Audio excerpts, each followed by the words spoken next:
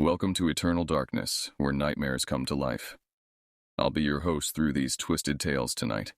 Before we descend into the shadows, remember to like and subscribe to join our growing community of horror enthusiasts. Get comfortable, turn down the lights, and prepare yourself as we begin our journey into the unknown. I pulled out of the driveway at 10:15 p.m., already regretting my decision to leave so late. The weather forecast had been calling for heavy rain all evening, and now it was coming down in sheets across Bucks County. My windshield wipers struggled against the deluge, creating brief moments of clarity before the glass was obscured again by cascading water. The familiar roads I'd traveled countless times suddenly felt foreign and treacherous under the veil of darkness and rain. My hands gripped the steering wheel tighter than usual as I navigated the winding country road that would eventually connect to the main highway.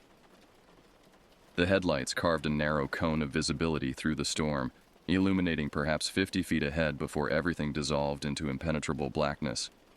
Rain drummed against the roof of my car with such intensity that I had to turn up the radio just to hear it over the noise. The decision to drive tonight hadn't been entirely mine. My sister Janet had called earlier, her voice thick with tears as she explained that her husband Kevin had been admitted to the hospital after a construction accident. She needed someone to watch her two young children while she stayed by his bedside through the night.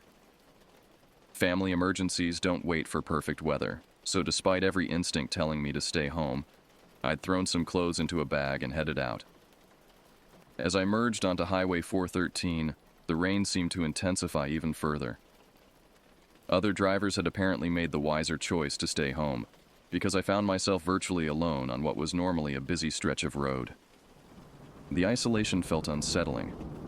Street lamps were spaced far apart here, creating long stretches where my headlights were the only source of illumination cutting through the storm.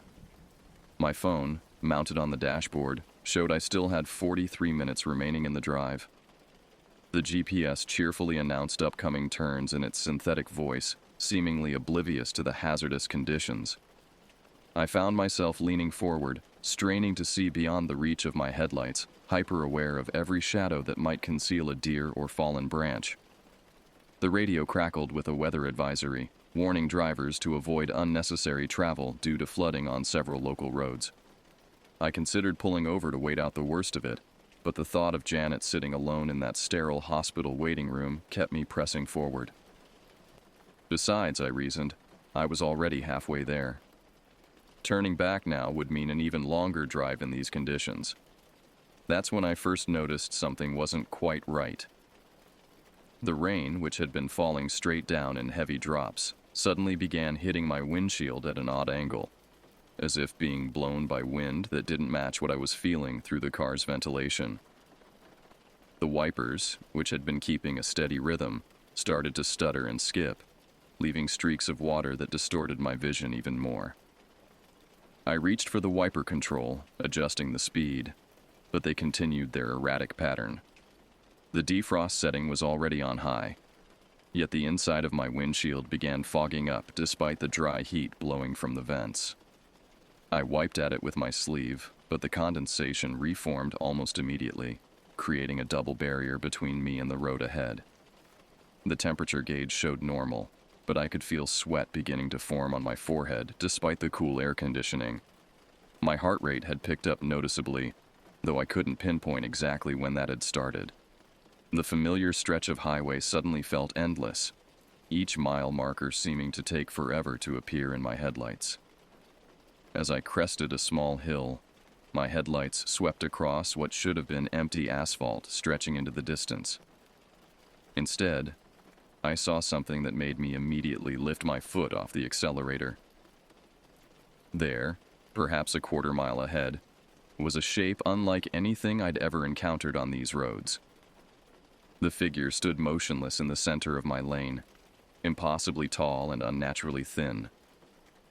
At first glance, my mind tried to categorize it as a deer rearing up on its hind legs, but the proportions were all wrong. This thing stretched upward at least 8 feet, maybe more, with a silhouette that seemed to absorb the light from my high beams rather than reflect it. I pressed gently on the brakes, not wanting to lock up the wheels on the wet pavement. The speedometer needle dropped from 65 to 50, then 40, but the distance between my car and that looming presence seemed to close with dreamlike slowness. The shape remained perfectly still, as if it were rooted to the spot or perhaps unaware of my approaching vehicle. Rain continued to hammer the windshield, but somehow the creature remained clearly visible through the downpour. Its edges seemed to waver and shift, not like something solid being distorted by water and glass, but as if the thing itself existed in a state of constant flux. One moment it appeared to have limbs, the next it was simply a vertical column of darkness against the storm. My rational mind scrambled for explanations. A damaged road sign blown loose in the wind, a tall piece of debris carried by floodwater, maybe even a person in a long coat, though what anyone would be doing standing in the middle of a highway during a thunderstorm was beyond comprehension. But none of these possibilities felt right. The shape was too uniform, too deliberately positioned, too aware of its surroundings. As I drew closer, now traveling at perhaps 20 miles per hour, I noticed that the rain seemed to pass through the figure rather than around it. Droplets that should have struck its surface and scattered continued their downward path uninterrupted. It was as if I were looking at a shadow cast by something that wasn't there. A void in the shape of a creature that had no physical form. My hands were shaking now, both from fear and from the effort of maintaining control of the vehicle on the slick road. Part of me wanted to swerve into the other lane to avoid whatever this thing was, but another part was terrified that any sudden movement might provoke it somehow. I'd heard stories of deer freezing in headlights only to bolt unpredictably at the last second, and I had no idea what kind of behavioral patterns this entity might follow. The distance continued to close. 50 yards, then 30, then 20. I could make out more details now, though they only served to deepen my confusion and terror. The creature appeared to have a roughly humanoid torso, but elongated beyond any natural proportion. What might have been arms hung at its sides, reaching nearly to the ground despite its extraordinary height. Where a head should have been, there was only a smooth continuation of the dark silhouette, tapering to a point like a spear thrust toward the storm clouds above. At 10 yards, I was certain I would hit it. My foot hovered over the brake pedal, ready to slam it down despite the risk of skidding. The ABS system might be able to help me stop in time, but at this distance and speed, physics seemed unlikely to be on my side. I braced for impact, muscles tensing, eyes squinting in anticipation of the horrible sound and sensation of collision. Then, in the space between one heartbeat and the next, it simply wasn't there anymore. Not gone in the sense of having moved away or fallen down, but absent as if it had never existed at all. My headlights swept across empty, rain-slicked asphalt.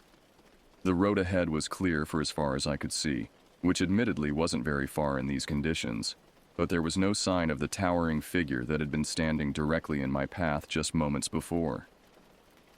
I let the car coast to a complete stop, hazard lights blinking, and sat there trembling behind the wheel. The rain continued its relentless percussion on the roof. The wipers maintained their stuttering rhythm. Everything else was exactly as it had been, except for the fact that I had just witnessed something that violated every law of physics and common sense I'd ever learned. After sitting motionless for what felt like an eternity, but was probably only 2 or 3 minutes, I forced myself to press the accelerator and continue down the highway. My hands wouldn't stop shaking, and I found myself constantly checking the rearview mirror, though I wasn't sure what I expected to see there. The rain had not let up, and if anything, the storm seemed to be intensifying. Every shadow now held potential menace. Tree branches swaying in the wind became grasping arms. Reflections of my own headlights in standing water transformed into watching eyes. My speed had dropped to a cautious 30 miles per hour, making me a hazard to any other drivers who might be sharing the road, though I hadn't seen another vehicle since before the encounter. The radio had dissolved into static, which I only noticed when I reached to adjust the volume in hopes of finding some normalcy in the familiar voices of late-night talk show hosts. Instead, white noise filled the car's interior, punctuated occasionally by brief snatches of music or conversation that faded before I could make out any words. I punched through the preset stations, but found nothing but the same ghostly static on every frequency. My phone's GPS continued to function, showing my location as a small blue dot creeping along the highlighted route, but the estimated arrival time kept fluctuating wildly. One moment it would show 28 minutes remaining, the next it would jump to 45, then back down to 15. The little icon that normally indicated my speed showed impossible numbers, sometimes 0 when I was clearly moving, other times displaying speeds of over 90 when I was barely crawling along. The fog on my windshield had worsened despite the heater running at full blast. I reached for a cloth in the glove compartment to wipe it away, but when I looked back at the road, I had to slam on the brakes. Another shape had appeared, much smaller than the first, but moving with lightning speed across my path. This one was low to the ground, perhaps the size of a large dog or small deer, but it moved with a fluid, undulating motion that was completely unlike any animal I'd ever seen. It seemed to flow rather than run, its form stretching and contracting as it crossed from the left shoulder to the right in a matter of seconds. I braced for the impact, certain that this time there would be no mysterious disappearance. But just as before, I felt nothing. No thud, no bump, no change in the car's momentum. The creature had passed directly in front of my bumper at the exact moment I should have struck it, yet there was no collision. I immediately checked my mirrors and rolled down the window despite the rain, listening for any sound that might indicate I had hit something. All I heard was the storm. Pulling over to the shoulder, I put the car in park and activated the hazard lights before stepping out into the downpour. Rain soaked through my clothes within seconds, and the wind nearly knocked me off balance, but I had to see if there was any evidence of what had just happened. I walked around to the front of the car, examining the bumper and grille by the light of my phone's flashlight. There was nothing. No blood, no fur, no dents or scratches that hadn't been there before. The headlights were intact, the license plate undamaged. I even knelt down to look under the car, thinking perhaps something had passed beneath rather than struck the front end, but found only the normal collection of road grime and rust that accumulates on any vehicle. Getting back into the car, I sat there dripping and shivering, trying to process what was happening. Two entities had now appeared directly in my path. Both had seemed solid and real enough to cause concern about collision, and both had somehow failed to make contact despite my being unable to avoid them. The logical explanations, hallucinations brought on by stress, optical illusions created by the storm, fatigue-induced microsleep episodes, all felt inadequate to explain the vividness and consistency of what I was experiencing. I called Janet to let her know I was running late, but the call went straight to voicemail. Cell service in this area had always been spotty, and the storm was probably making it worse. I left a brief message explaining that weather was slowing me down without mentioning the real reason for the delay. How could I possibly explain that I was being stalked by impossible creatures that vanished before impact? As I pulled back onto the highway, I noticed that the rain was beginning to change character. Instead of the heavy, straight-down precipitation that had been falling all evening, it was now coming at sharp angles that seemed to shift and swirl without any corresponding wind that I could feel. The droplets striking my windshield were larger now, hitting with enough force to make the car shudder slightly with each impact. More disturbing still, the rain was beginning to take on colors. What had been clear water now carried hints of red and brown, as if mixed with rust or dried blood. The wipers smeared it across the glass, creating streaks that obscured my vision and left stains that wouldn't wash away no matter how much fluid I sprayed from the washers. The drive that should have taken 45 minutes had now stretched past an hour and a half, though the dashboard clock seemed to be malfunctioning along with everything else. Sometimes the numbers would advance normally, other times they would freeze for long periods, and occasionally they would actually run backward. I'd given up trying to estimate my arrival time and was focused entirely on the simple goal of reaching Janet's house in one piece. The colored rain had intensified, and I realized with growing horror that it wasn't just discoloration I was seeing. Mixed in with the precipitation were solid objects, small at first, like pebbles or insects, but gradually increasing in size. Something that might have been a twig struck the windshield with a sharp crack, leaving a spider web of damage in the lower corner of my field of vision. I turned on the interior light to check the time on my phone, and that's when I saw them. Faces in the windows. They weren't reflections of my own features distorted by rain and glass, nor were they the usual tricks of light and shadow that sometimes create the illusion of human features in random patterns. These were distinct individual faces pressed against the outside of my car windows, peering in at me with expressions of what could only be described as hungry curiosity. The face closest to me, on the driver's side window, belonged to what had once been a woman. Her skin was pale to the point of transparency, and her eyes were solid black with no visible pupils or irises.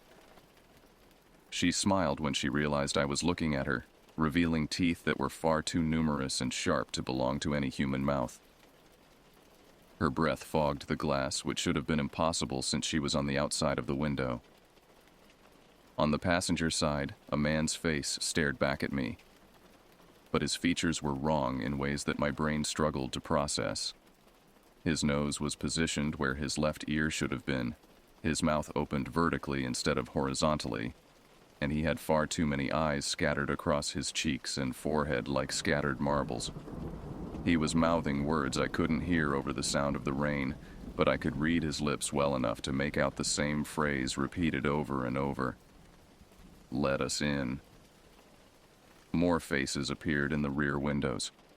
A child with no face at all, just smooth skin where features should have been. An elderly man whose flesh seemed to be melting like wax, features sliding down his skull in slow motion. A young woman whose head was tilted at an impossible angle, as if her neck had been broken, yet her eyes tracked my movements with predatory awareness. I screamed and jerked the wheel hard to the right, sending the car skidding across the wet pavement toward the shoulder.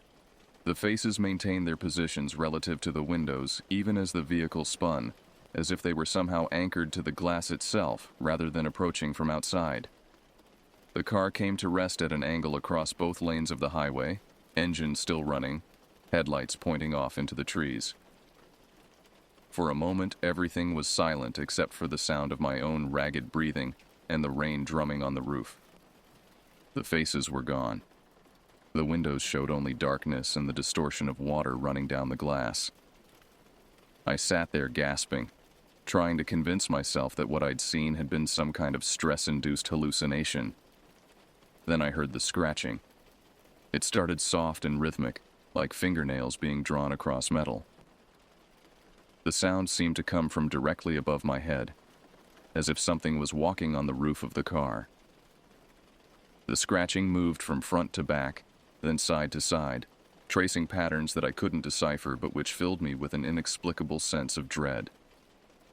I turned off the interior light and tried to peer up through the sunroof, but it was too dark to see anything clearly.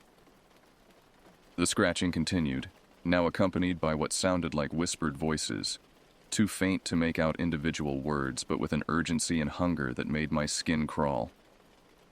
Whatever was up there seemed to be trying to find a way inside.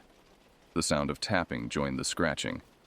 Not the random percussion of rain, but a deliberate rhythm like someone knocking on a door.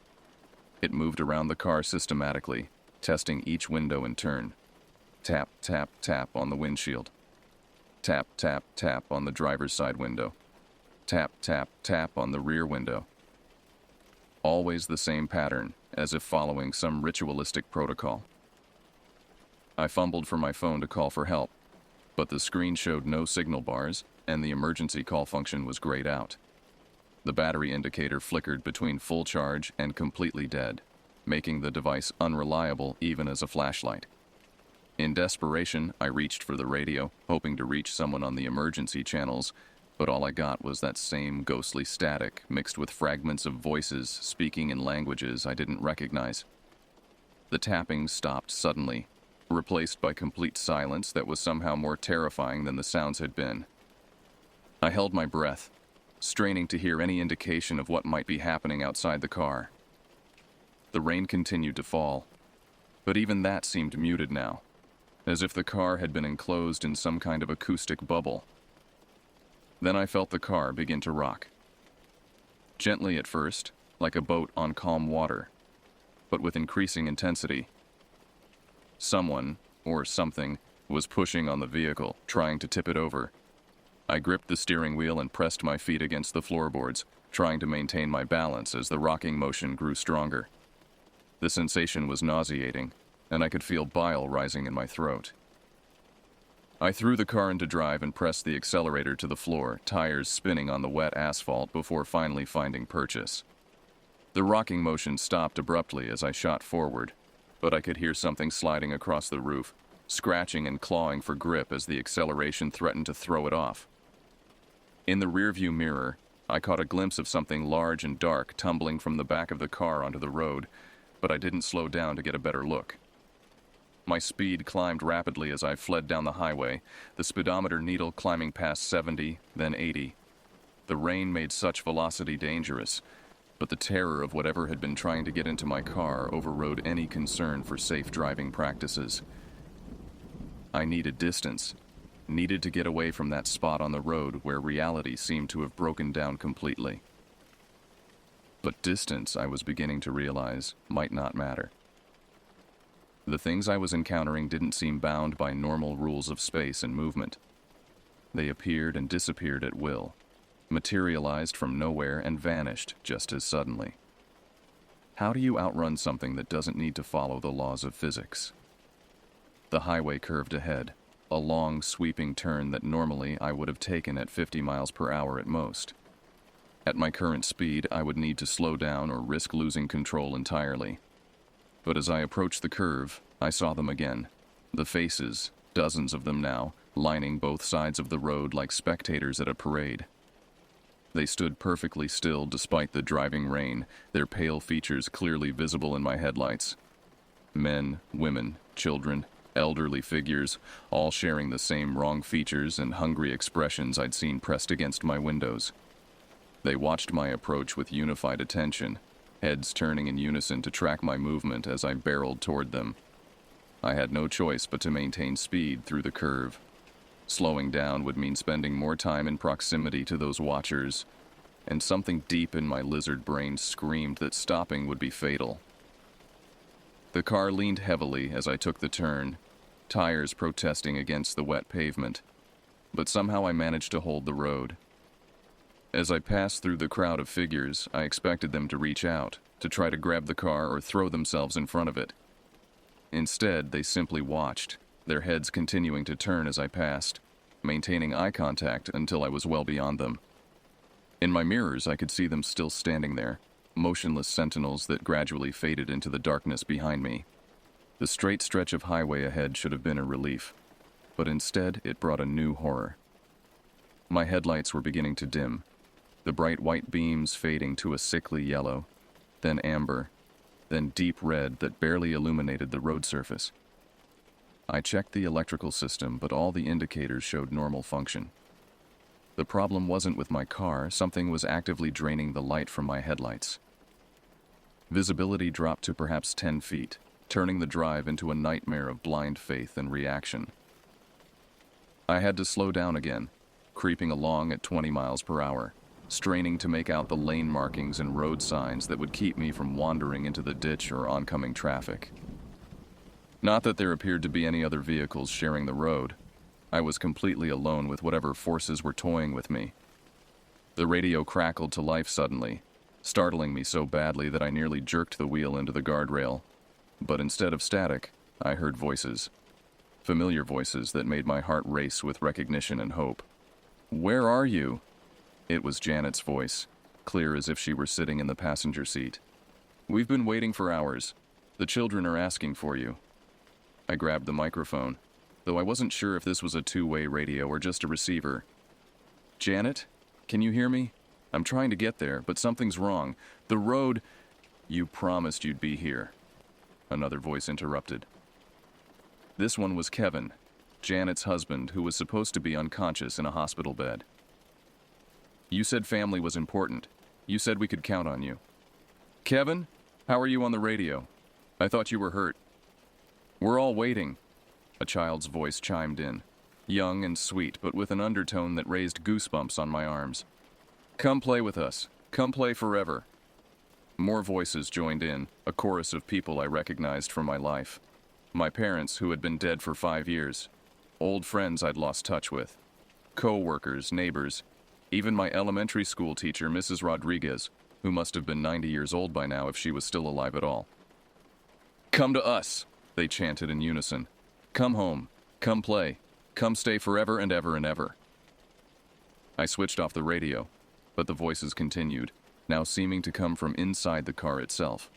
They were in the air conditioning vents, in the sound of the rain on the roof, in the hum of the engine. Everywhere and inescapable, growing louder and more insistent with each passing second. Stop it! I screamed, but my own voice was swallowed by the chorus. Leave me alone! The response was laughter, dozens of voices laughing in perfect harmony, a sound like breaking glass and screaming wind. It filled the car, vibrated through my bones, made my teeth ache and my vision blur. I pressed my hands to my ears, but it made no difference. The sound was coming from inside my own head now. Through the overwhelming chorus of voices and laughter, I heard a new sound that made my heart nearly stop. The rumble of an engine behind me, getting closer. I checked the rearview mirror and saw headlights approaching fast, brighter than mine, cutting through the darkness like searchlights. Finally, another human being sharing the road. Someone who might be able to help, or at least serve as a witness to whatever was happening to me. I slowed down and moved to the right lane, expecting the other vehicle to pass. Instead, it pulled up directly behind me and began flashing its high beams in a pattern. 3 quick flashes, pause, 3 more flashes, pause, repeat. The universal signal for distress or emergency. Whoever was driving wanted my attention. I gradually reduced speed until I was barely crawling along the highway, hazard lights blinking. The other vehicle matched my pace, maintaining its position just a few feet behind my rear bumper. Through the glare of its headlights, I could make out the general shape of a large pickup truck or SUV, but the details were lost in the brightness. When I finally came to a complete stop, the other vehicle pulled alongside me in the left lane. I rolled down my window despite the rain, hoping to communicate with what I desperately wanted to believe was a fellow traveler who might be experiencing similar phenomena. The other driver's window was already down, and I could see a figure silhouetted against the interior light. Having trouble? The figure called out, voice barely audible over the storm. Engine problems?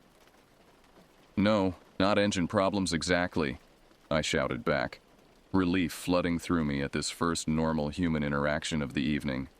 I've been seeing things on the road, things that shouldn't be there. Oh, I know exactly what you mean, the figure replied, and something in the tone made my relief begin to evaporate. I've been watching you for quite some time now. The interior light of the other vehicle brightened, and I could see the driver clearly for the first time. It was me, my own face staring back from behind the wheel of the other car, wearing the same clothes I was wearing, with the same expression of growing terror that I could feel on my own features. You can't outrun yourself, my duplicate said with a smile that was all wrong, lips stretching too wide, revealing too many teeth. You can't hide from what you are. I floored the accelerator without rolling up the window, rain streaming into the car as I fled from this impossible confrontation. In my mirrors, I watched the other vehicle, my vehicle, keep pace effortlessly, its driver waving cheerfully as if we were old friends meeting at a social gathering. But that wasn't the worst part. The worst part was that as I watched my duplicate waving, I realized my own hand was moving in the same motion, mirroring the gesture against my will. Whatever was driving that other car wasn't just wearing my face, it was somehow controlling my actions. I tried to force my hand back to the steering wheel, but my arm wouldn't obey. Instead, it continued waving, fingers wiggling in what would have been a playful gesture under any other circumstances. The sensation was like being a passenger in my own body, watching helplessly as something else operated the controls. the loss of control extended beyond just my hand. My foot was pressing the accelerator, but not in response to my conscious decision. The car was speeding up and slowing down according to some external will, taking curves and straightaways at whatever pace my duplicate decided was appropriate. I was trapped in the driver's seat of a vehicle I could no longer control, pursuing by an identical car driven by my own stolen face. Other parts of my body began responding to this foreign influence. My head turned to look at the other vehicle even when I tried to focus on the road ahead. My lips moved, forming words I didn't intend to speak. Come with me. Join us. It's easier if you don't fight.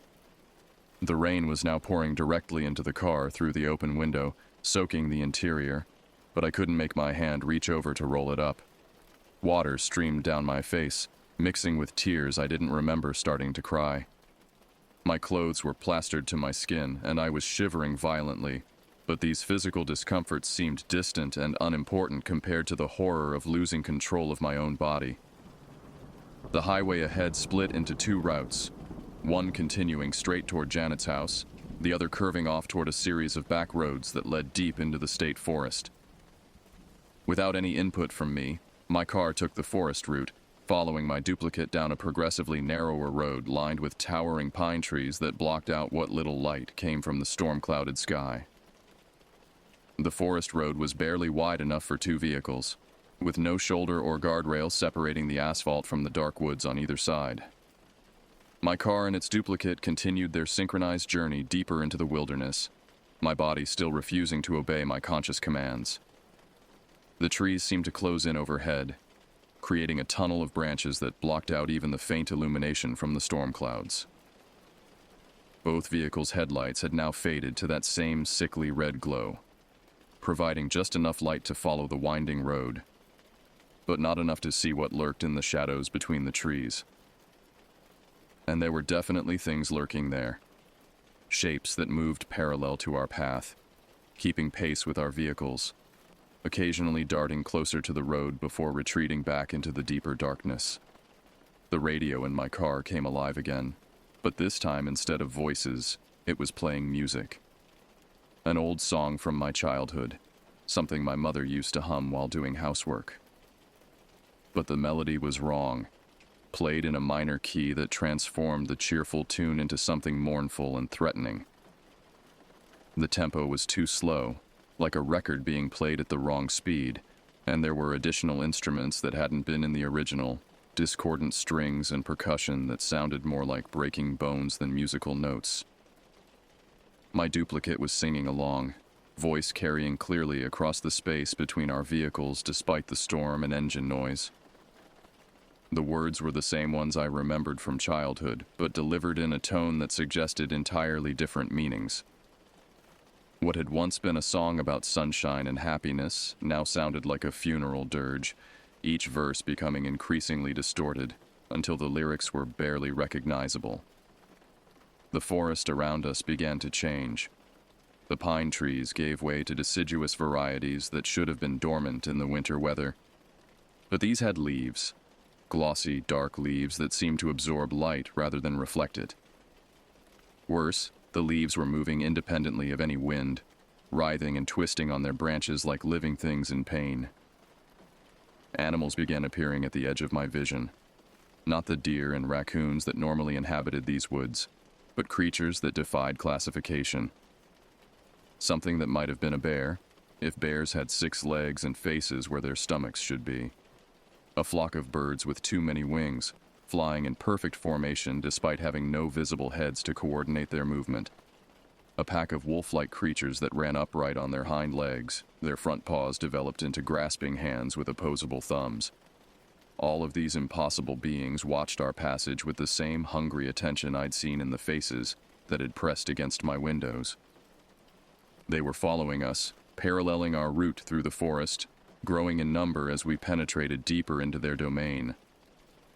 I began to understand that this wasn't a random encounter with supernatural phenomena. This was a deliberate herding, a process of driving me toward some predetermined destination. The road curved sharply to the left, and suddenly we were driving along the edge of a ravine. To my right, the ground dropped away into darkness so complete that my fading headlights couldn't reach the bottom. The sound of rushing water echoed up from the depths, but it didn't sound like any stream or river I'd ever heard. This water seemed to be flowing upward, against gravity, creating an acoustic effect that was deeply unsettling. My duplicate pulled ahead slightly, taking the lead for the first time since this bizarre chase had begun. In the glow of its taillights, I could see that the license plate was identical to mine. Not just the same numbers and letters, but physically the same plate, showing the same small dent near the bottom left corner that my car had acquired in a parking lot incident months earlier. We were approaching some kind of structure ahead. At first I thought it might be a bridge across the ravine, but as we got closer I realized it was something far more sinister. It was a building, or what remained of one, constructed of materials that seemed to shift and change in the dim light. Sometimes it appeared to be made of wood, other times stone, occasionally metal that gleamed with a wet sheen despite the continuing rain. The building sat directly across the road, blocking any further progress. There was no way around it, no alternate route that I could see.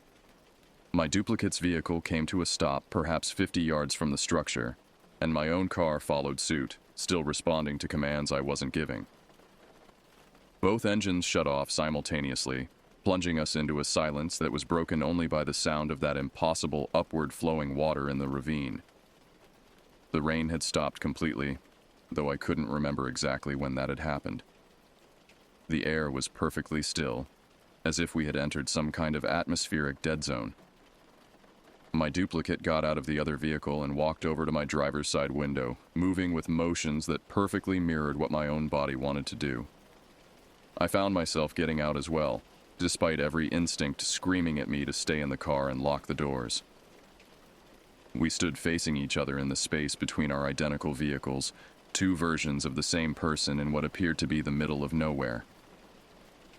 "You've been running all night," my duplicate said, voice carrying clearly in the still air. "But you can't run from yourself forever. You can't escape what you've done." "I haven't done anything," I replied, though I wasn't sure if the words were coming from my own will or if I was being made to speak them. "I was just driving to help my sister." "Your sister," the duplicate repeated, tilting its head at an angle that looked wrong on my familiar features. "Tell me about your sister, Janet. Tell me about the accident." A cold realization began to creep through my consciousness. There had been an accident. Not Kevin's construction accident. That had been the excuse I'd used to get out of the house, the lie I'd told myself to justify the drive. The real accident had happened 3 months ago, and Janet... "No," I whispered, but my duplicate continued speaking in my voice, saying words I didn't want to hear. "You were drinking that night. Just a couple of beers, you told yourself. Not enough to matter. But when Janet called and said she needed a ride home from her friend's house because her car wouldn't start, you should have said no. You should have called her a taxi." The memories came flooding back, details I'd been suppressing for months. The slick road. The tree that had seemed to appear out of nowhere. Janet's scream cutting off abruptly. The silence that followed. "The funeral was beautiful," my duplicate continued remorselessly. "Everyone said such nice things about her, about how she was always helping others, always putting family first. No one mentioned that she died because her brother was too selfish to admit he shouldn't have been driving." Standing in that impossible place between the forest and the ravine, facing my own stolen reflection, I finally understood what had been happening. This wasn't a supernatural encounter with mysterious creatures from beyond human understanding. This was guilt given form. Conscience manifested as physical reality. The weight of what I'd done literally reshaping the world around me. The towering figure I'd seen on the highway, that had been Janet, stretched and distorted by my perception of her final moments. The smaller creature that had darted across my path, Janet again, but as she'd been as a child, quick and playful, the way she'd always been, until I destroyed everything with one terrible decision. The faces pressed against my windows hadn't been supernatural entities at all. They were everyone I'd lied to about the accident. The police officers who had accepted my story about black ice and mechanical failure. The insurance investigators who had closed the case without digging deeper. Janet's friends who had comforted me at the funeral, never knowing I was the one who should have been in that coffin instead of her. "You've been driving in circles for 3 months," my duplicate explained, its voice taking on the patient tone of a teacher addressing a slow student. "Every night you get in your car and try to drive to Janet's house to save her. Every night you encounter the same obstacles, the same horrors, the same impossible journey that never ends because you can't face the truth of what happened." I looked around at the forest, the ravine, the impossible building that blocked our path. None of it was real. The storm, the creatures, the other drivers who had honked at me from a distance. All products of a mind that had fractured under the weight of unbearable guilt. "The dash cam you ordered," my duplicate continued. "You've ordered it dozens of times, always thinking that maybe this time you'll capture proof of what you're seeing. But there's nothing to capture, except the truth you keep running from." The building ahead of us began to shift and change more rapidly now, cycling through different architectural styles and materials, as my subconscious struggled to decide what form my self-imposed prison should take. Sometimes it was the courthouse where I should have confessed. Other times it was the hospital where Janet had been pronounced dead. Occasionally it was the bar where I'd had those couple of beers that had seemed so harmless at the time. "Your real car's parked in your driveway," my duplicate said. "Has been every night. Your neighbors have seen you sitting behind the wheel for hours, engine running, talking to yourself. Some of them have tried to check on you, but you don't respond. You're not really there. You're here in this place you've created, trying to drive a road that doesn't exist to save a sister who's already dead." The revelation should have been liberating. Understanding the source of my torment should have given me the power to break free from it. Instead, it only made the horror worse. If this was all in my mind, then that meant the guilt was so overwhelming that it had literally driven me insane. The Janet I'd been trying to reach wasn't waiting for me to watch her children. She was buried in Riverside Cemetery, victim of my selfishness and cowardice. "Every night you make the same journey," my duplicate pressed on. "Every night you encounter the same manifestations of your guilt and fear, and every night you end up here, at this moment of realization, only to forget again and start over. You're trapped in a loop of your own making, doomed to repeat this drive until you find the courage to face what you've done." The creatures that had been following us through the forest began to emerge from the trees. But I could see them clearly now for what they really were. The misshapen animals were my distorted memories of pets Janet and I had shared as children. The faces in the windows were family members and friends whose trust I'd betrayed by hiding the truth. The towering shadow on the highway was my own guilt, magnified and given shape by a mind that couldn't process the magnitude of what I'd done. "You have a choice," my duplicate said, extending its hand toward me. "You can keep running. Keep repeating this same nightmare over and over until your sanity is completely gone. Or you can walk through that building, face what's waiting on the other side, and finally deal with the consequences of your actions." I looked at the structure blocking our path, and for the first time, I noticed there was a door. It was small and plain, the kind of door you might find on any ordinary house, but it seemed to pulse with a faint light that was neither welcoming nor threatening. Simply inevitable. "What's on the other side?" I asked, though I was afraid I already knew the answer. "Reality," my duplicate replied. "The real world where Janet is dead because of your choices. Where you'll have to decide whether to turn yourself into the police, confess to her children what really happened, and spend the rest of your life trying to make amends for something that can never be undone. Or continue living with the lie, knowing that every day of freedom is stolen from the sister you killed." The door seemed to grow larger as I stared at it, or perhaps I was walking toward it without realizing it. My duplicate walked beside me, no longer a separate entity, but simply another aspect of myself. The part that remembered the truth, that had been trying to break through months of self-deception and denial. "The hardest part," my duplicate said as we approached the door, "is that even if you confess, even if you accept punishment, it won't bring her back. Janet will still be dead. Her children will still be without their mother. The pain you've caused can never be undone, only acknowledged." My hand reached for the door handle, fingers trembling with more than just cold. Behind me, I could hear the sound of the forest dissolving, the ravine filling in, the impossible landscape of my guilt-ridden subconscious collapsing back into the mundane reality of a man sitting in his driveway at 3 in the morning, engine running, reliving the worst moment of his life over and over again. "The choice is yours," my duplicate whispered, its voice now indistinguishable from my own thoughts. "Keep running from the truth or finally face what you've done." I turned the handle and pushed the door open, stepping through into a darkness that gradually gave way to the gray light of dawn. I was sitting in my car in my own driveway, just as my duplicate had said. The dashboard clock read 6:17 a.m. My phone showed 17 missed calls from concerned neighbors and one from the police, asking if I was all right. The long night of impossible horrors was over. The real horror, the one I'd been running from for 3 months, was just beginning. But for the first time since the accident, I felt a strange sense of peace. The loop was broken. The running was over. I turned off the engine, got out of the car, and walked toward my front door.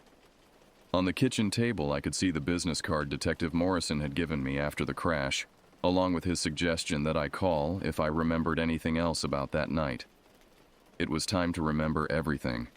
It was time to stop running. It was time to tell the truth about what had happened to Janet, no matter what it cost me. Because the alternative, spending the rest of my life trapped in that endless, impossible drive through a landscape of guilt and self-deception, was no longer acceptable. The real journey was just beginning, and this time, I wouldn't be driving alone. This time, I would be carrying the weight of truth, and Janet's memory, and the hope that somewhere in the difficult road ahead, I might find something resembling redemption, or at least the strength to try.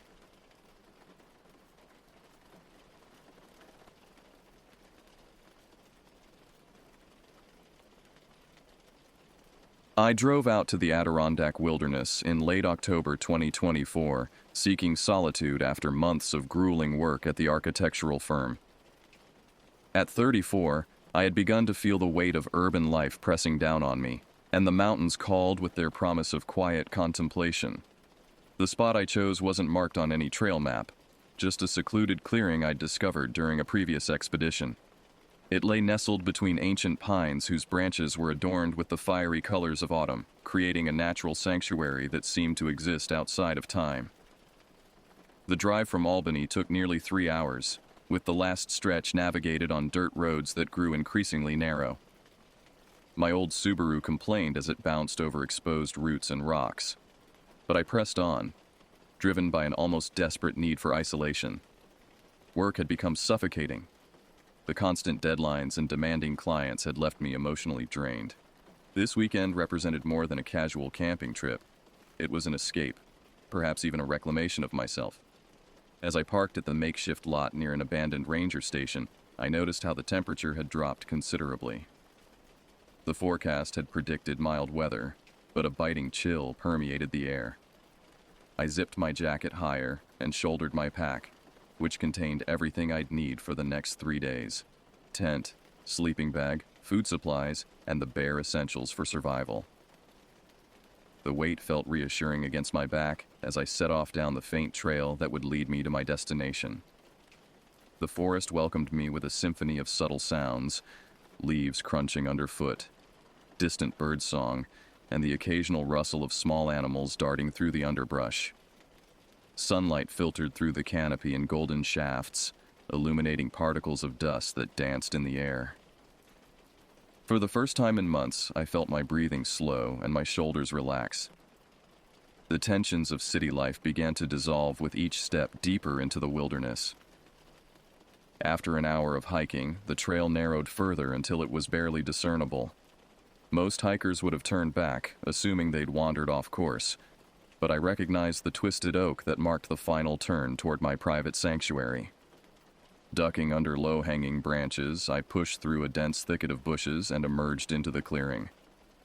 It appeared exactly as I remembered, a perfect oval of open space, perhaps 50 feet across, surrounded by towering trees that formed a natural barrier. The ground was carpeted with fallen leaves in various stages of decay, creating a rich tapestry of reds, browns, and golds. At the center, a ring of stones remained from my previous fire, untouched since my last visit. "Home for the weekend," I murmured to myself, dropping my pack and stretching my arms overhead. The clearing seemed to respond with a gentle rustling of leaves, almost like a whisper of acknowledgement. I attributed the sound to a passing breeze, but something about it tickled the back of my mind. The air was completely still. I dismissed the thought and set about making camp with practiced efficiency. The tent went up quickly, secured against potential wind that the weather report hadn't mentioned. I gathered firewood from the perimeter of the clearing, careful not to venture too far into the surrounding forest as daylight began to wane. By the time I had a fire crackling in the stone ring, shadows had begun to lengthen across the ground, stretching like dark fingers toward my campsite. That first evening passed pleasantly enough. I heated a simple meal of dehydrated stew over the fire and savored it with a satisfaction that far outweighed its actual flavor. The isolation felt therapeutic, allowing my thoughts to wander freely without the constant interruptions of emails, calls, and meetings. As darkness settled completely, I leaned back against my pack and gazed upward at the emerging stars, visible through the circular opening in the canopy above. Yet despite the peacefulness, a subtle disquiet began to take root inside me. It wasn't anything tangible at first, just an awareness that the forest had grown unusually quiet. The nocturnal creatures that typically announced themselves after sunset remained silent. No owls hooted, no small mammals rustled in the undergrowth. Even the wind seemed to have abandoned this place, leaving an unnatural stillness that pressed against my eardrums like a physical force. I tried to rationalize it. Perhaps a predator was passing through the area, causing the smaller creatures to hide. Or maybe the unusually cold weather had driven them to seek warmer shelter. Whatever the explanation, I couldn't shake the sensation of being observed, as though the darkness beyond my firelight concealed watchful eyes. "Just nerves," I told myself firmly, stoking the fire higher. "This is exactly what you came for. Quiet and solitude." But as I finally retreated to my tent and zipped myself into my sleeping bag, I couldn't help but notice how the silence seemed to intensify rather than diminish. I lay awake for what felt like hours, straining to hear any sound that might break the oppressive quiet. Eventually, exhaustion overcame my unease, and I drifted into a dreamless sleep.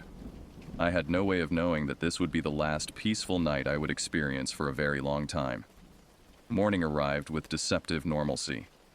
Sunlight filtered through the tent fabric, creating a warm, orange glow that momentarily dispelled the lingering unease from the previous night. I stretched within the confines of my sleeping bag, muscles pleasantly sore from yesterday's hike. Outside, birds had resumed their calls, their cheerful notes suggesting that whatever had silenced them the night before had passed. I emerged from the tent to find the clearing bathed in golden light. Dew sparkled on fallen leaves, and tendrils of mist rose from the ground like ghostly fingers reaching for the sky. The scene was picturesque, almost too perfect, like a carefully composed photograph rather than a natural wilderness setting. I shook off the thought and set about preparing breakfast. As I kindled a small fire and set water to boil for coffee, I found my attention repeatedly drawn to the tree line. Something felt different about the forest today, though I couldn't articulate exactly what had changed. The trees seemed to stand more rigidly, their trunks darker against the morning light. Shadows pooled more deeply between them, creating pockets of blackness that the sun couldn't penetrate. You're being ridiculous, I muttered to myself, focusing on measuring coffee grounds into my portable press. This is the same clearing you visited last year. Yet even as I spoke the words aloud, I knew they weren't entirely true. The physical features remained identical. The arrangement of trees, the composition of the ground, the shape of the clearing itself. But something ineffable had shifted, as though the forest had somehow become more aware of my presence overnight. My coffee tasted bitter despite the careful preparation, and the granola I'd brought suddenly seemed unappetizing. I forced myself to eat anyway, knowing I'd need the energy for the day's planned hike. According to my original itinerary, I would explore some of the surrounding ridges today, perhaps find a vantage point to photograph the autumn foliage in its full glory. Instead, I found myself procrastinating. I repacked my backpack multiple times, reorganized supplies that didn't need reorganizing, and spent an inordinate amount of time adjusting the guy lines on my tent. All the while, my eyes continued to drift toward the edge of the clearing, searching for something I couldn't name. By mid-morning, the delay had become absurd. Disgusted with my inexplicable hesitation, I forced myself to shoulder my day pack and approach the tree line. The forest trail I'd planned to follow was barely visible. A slight depression in the ground, marked occasionally by broken twigs and disturbed leaves. As I reached the edge of the clearing, I paused, one foot poised to cross the threshold between open space and dense woods. A wave of dread washed over me, so intense it momentarily stole my breath. Every instinct screamed at me to retreat, to return to my tent, to pack up and leave this place immediately. The feeling was primitive and overwhelming. The ancient warning system buried deep in human DNA, designed to prevent our ancestors from wandering into predators' territories. I almost obeyed this primal urging. My foot hovered, ready to step backward rather than forward. But then a surge of anger cut through the fear. I was a rational adult, not a superstitious child. The forest was just a forest. Trees and earth and wildlife, nothing more. With deliberate defiance, I stepped across the invisible boundary and entered the woods. The change was immediate and disorienting. The temperature dropped several degrees, and the quality of light shifted from golden warmth to a diffuse grayish illumination that seemed to leach color from my surroundings. Sounds became muffled, as though the air itself had thickened. Most disturbing was the sensation of crossing a threshold that shouldn't have existed, like moving from one reality into another with just a single step.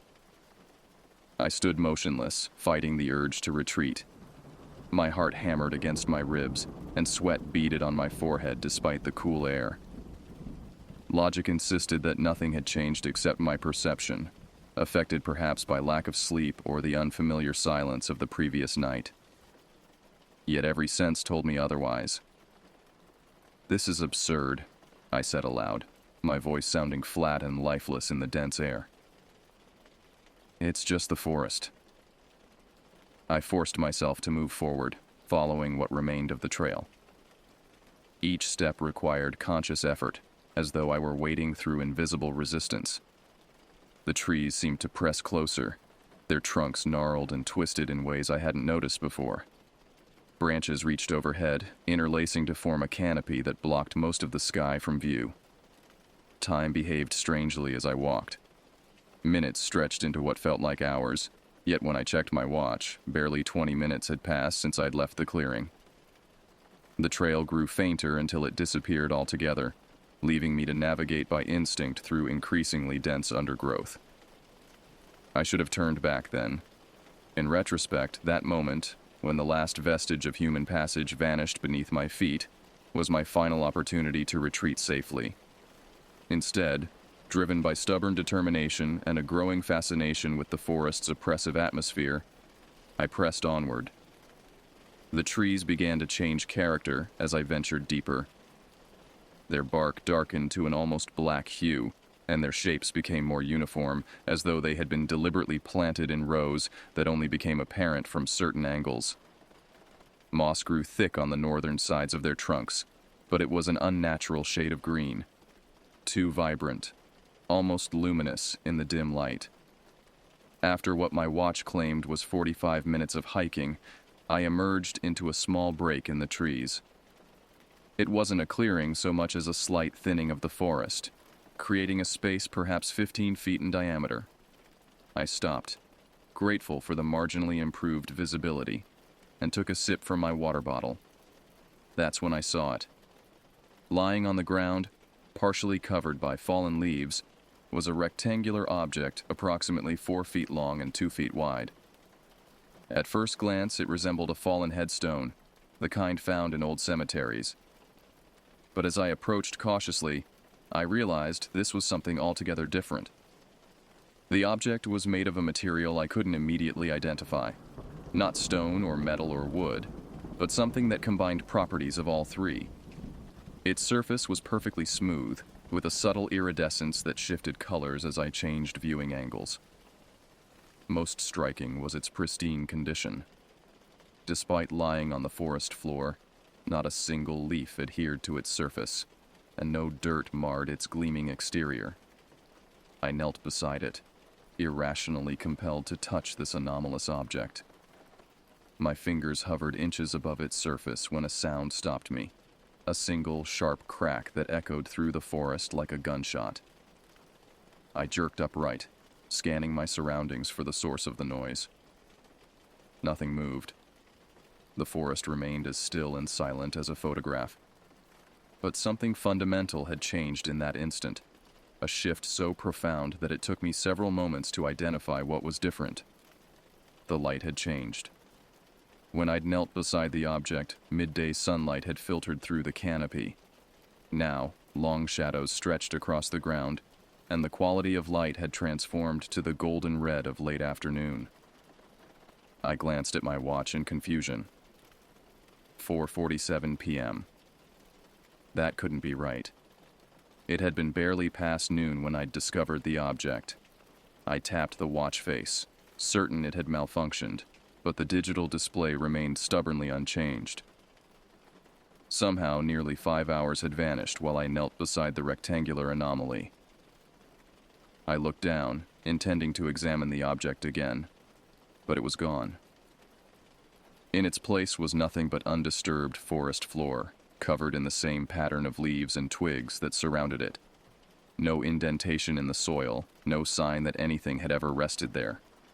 Panic surged through me, sharp and electric. I spun in a circle, disoriented and suddenly uncertain which direction I had come from. The trees looked identical in every direction, their dark trunks forming a confusing maze that offered no clues about my path. "This isn't happening," I whispered, my voice trembling. "This can't be happening." But it was. Whatever rational explanations I might have constructed, hallucination, exhaustion, a miniature stroke affecting my perception of time, none could account for the overwhelming reality of my situation. I was lost in a forest that no longer behaved according to natural laws, with darkness approaching rapidly. Forcing myself to remain calm, I reached for the compass in my pack. The needle spun wildly, rotating in complete circles rather than settling on magnetic north. My phone showed no signal, and the GPS function displayed an error message I'd never seen before. With no better option, I chose a direction that felt right and began walking briskly, hoping to find my clearing before night fell completely. Each step filled me with increasing dread, as though I were moving deeper into danger rather than toward safety. The forest seemed to respond to my fear, growing darker and more oppressive around me. Just as despair threatened to overwhelm me, I glimpsed a flash of red through the trees. My tent. Relief flooded through me as I stumbled forward, emerging from the forest into my clearing with the desperate gratitude of a drowning person breaking the water's surface. But even this relief was short-lived. As I stood at the edge of the clearing, trying to slow my racing heart, I became aware of subtle changes to my campsite. The arrangement was exactly as I'd left it, but everything seemed slightly wrong.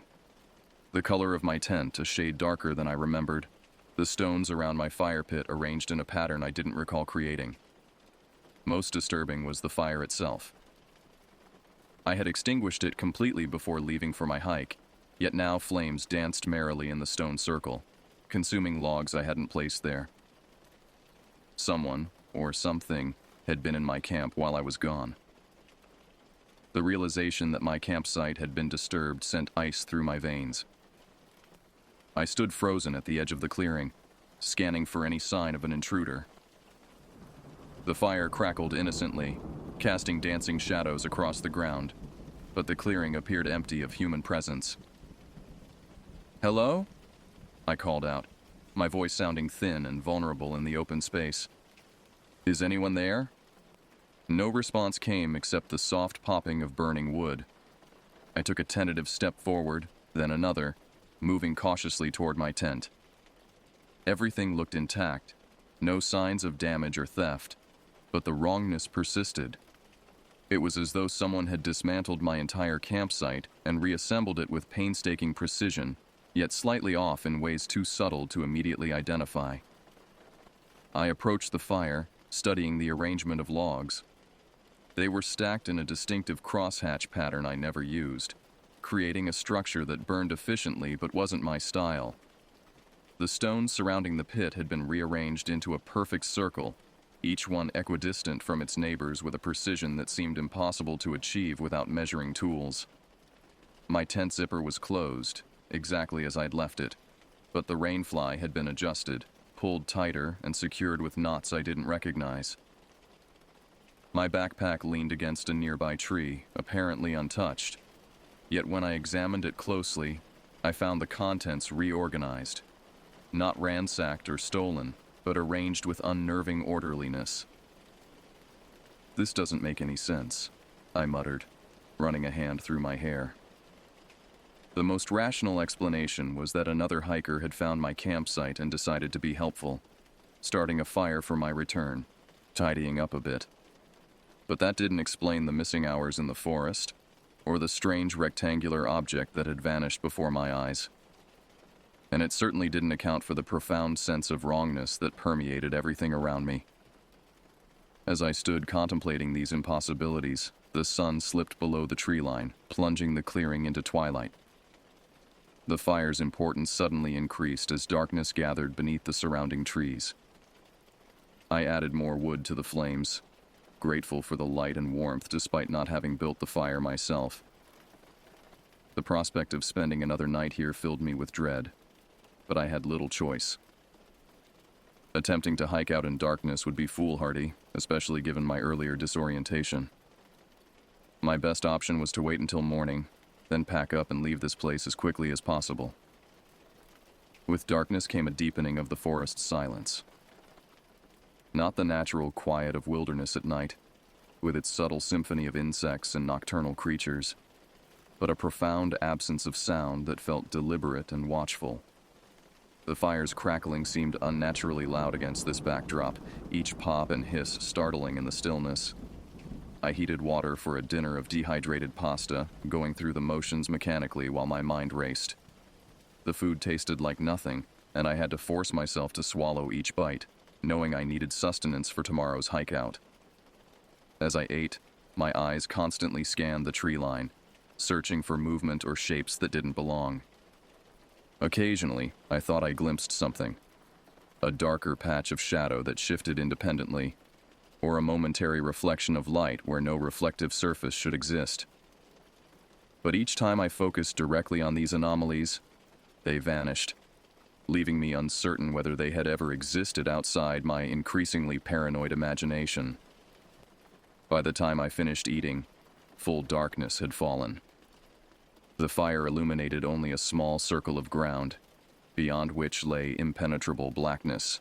The stars overhead seemed dimmer than they should have been, as though viewed through a filter, and the moon, which should have been nearly full according to my mental calendar, was nowhere to be seen. I considered staying awake all night, keeping watch by the fire until dawn provided enough light to escape. But exhaustion pulled at me, a bone-deep weariness that seemed disproportionate to the day's physical exertion. My eyelids grew heavy despite my fear, and I realized that fighting sleep would only leave me too depleted to hike effectively tomorrow. With profound reluctance, I banked the fire to last as long as possible and retreated to my tent. Inside, I left my boots on and placed my packed backpack by the door, ready for a quick departure if necessary. My flashlight remained clutched in my hand as I lay down, its beam illuminating the tent's ceiling. Sleep seemed impossible in my state of heightened alertness, yet it crept up on me unexpectedly. One moment I was staring at the play of shadows on nylon fabric. The next, I was drifting into uneasy unconsciousness, the flashlight still gripped in my fingers. I awoke to complete darkness. The flashlight had died, its batteries drained despite being new. Outside, the fire had extinguished completely, leaving not even a glow of embers. I fumbled for my phone to check the time, but it too had died, despite showing a nearly full charge earlier. Then I heard it. The sound that had likely awakened me. A low, rhythmic rumbling emanated from somewhere outside the tent. It resembled snoring, but with a depth and resonance that no human throat could produce. The sound rose and fell in a regular pattern, interspersed with a wet, sliding noise that made my skin crawl. I lay perfectly still, barely breathing, as the sound moved around the perimeter of my tent. It would approach from one direction, growing louder until it seemed just inches from the thin nylon wall, then recede and circle around to approach from another angle. The movement wasn't continuous but happened in discrete jumps, as though whatever made the noise was teleporting rather than walking. My heart pounded so violently I feared it might be audible. Sweat soaked my clothes despite the cold night air, and my muscles cramped from the effort of remaining motionless. The darkness felt alive, pressing against the tent walls with palpable weight.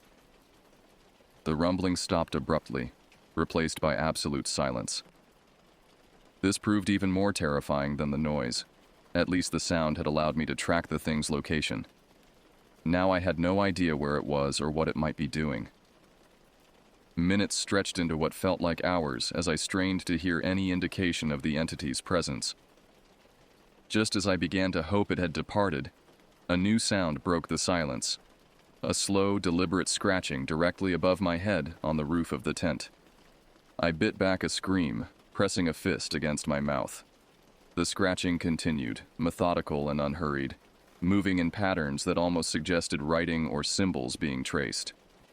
It continued for what my terror-stretched perception registered as an eternity, though it may have been only minutes. Then, without warning, a tremendous pressure descended on the tent, compressing the space around me. The walls bowed inward, as though some enormous weight had settled atop the structure. The nylon fabric strained, but remarkably didn't tear. I couldn't move, couldn't breathe, trapped in a collapsing pocket of air as the unseen presence pressed down from above. Just when I thought I would suffocate, the pressure vanished. The tent walls snapped back to their normal position with an audible whoosh of displaced air. The scratching had stopped, and the rumbling sound had resumed, but now it came from all directions simultaneously, surrounding the tent in a cylinder of noise. I lay there, paralyzed by fear, as the rumbling gradually faded over the next hour. Eventually, a faint lightening of the darkness inside the tent indicated approaching dawn. I had survived the night, though I couldn't comprehend how or why. When enough light filtered through the fabric to see by, I unzipped the tent with trembling hands and peered outside. The clearing appeared normal in the gray early morning light. No footprints around my tent, no signs of disturbance to the ground or surrounding vegetation. The only evidence that anything unusual had occurred was a series of marks on the tent's rainfly. I exited fully and circled the structure, examining these markings with growing horror. They formed no pattern I recognized, not letters or numbers or any human symbol system. Instead, they resembled the tracks left by snails or slugs, but vastly larger and arranged with deliberate precision. The marks glistened in the dawn light, still wet with some clear, viscous substance that I refused to touch. Whatever had visited in the night, it wasn't human. And it had left me a message I couldn't begin to decipher. I broke camp with frantic efficiency. tearing down my tent without bothering to fold it properly, and stuffing equipment haphazardly into my backpack. The strange markings on the rainfly seemed to writhe in my peripheral vision, though they remained static when viewed directly. I couldn't bear to pack the tent normally, touching those glistening trails as little as possible as I crammed the nylon into its stuff sack. The morning was unnaturally still. No breeze stirred the leaves, no birds called from the surrounding trees. Even the ambient sounds of a forest waking, rustling undergrowth, distant animal movements, were conspicuously absent. The silence pressed against my eardrums like a physical force, broken only by my own rapid breathing and the rustle of equipment as I packed. I didn't bother with breakfast or coffee, despite knowing the energy would help for the hike ahead. Every instinct urged immediate departure, overwhelming considerations of preparation or sustenance. Whatever had visited in the night might return, and I was determined to be far away when it did. With my pack secured, I faced the difficult question of which direction to take. The trail I'd followed into this clearing 2 days ago now seemed impossible to locate. The forest's edge presented an unbroken wall of vegetation, with no obvious path through the dense undergrowth. I circled the clearing 3 times, growing increasingly desperate as I searched for any sign of the route I'd originally taken. "This is impossible," I muttered, an edge of hysteria creeping into my voice. "The trail can't just disappear." But it had. Or rather, it had been replaced by something else. A subtle alteration to the forest's configuration that erased familiar landmarks and pathways. I was reminded of stories about fairy rings and people led astray by malevolent spirits, tales I'd always dismissed as superstitious nonsense.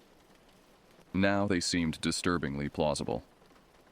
With no better option, I chose the direction that seemed most likely based on the sun's position and plunged into the woods.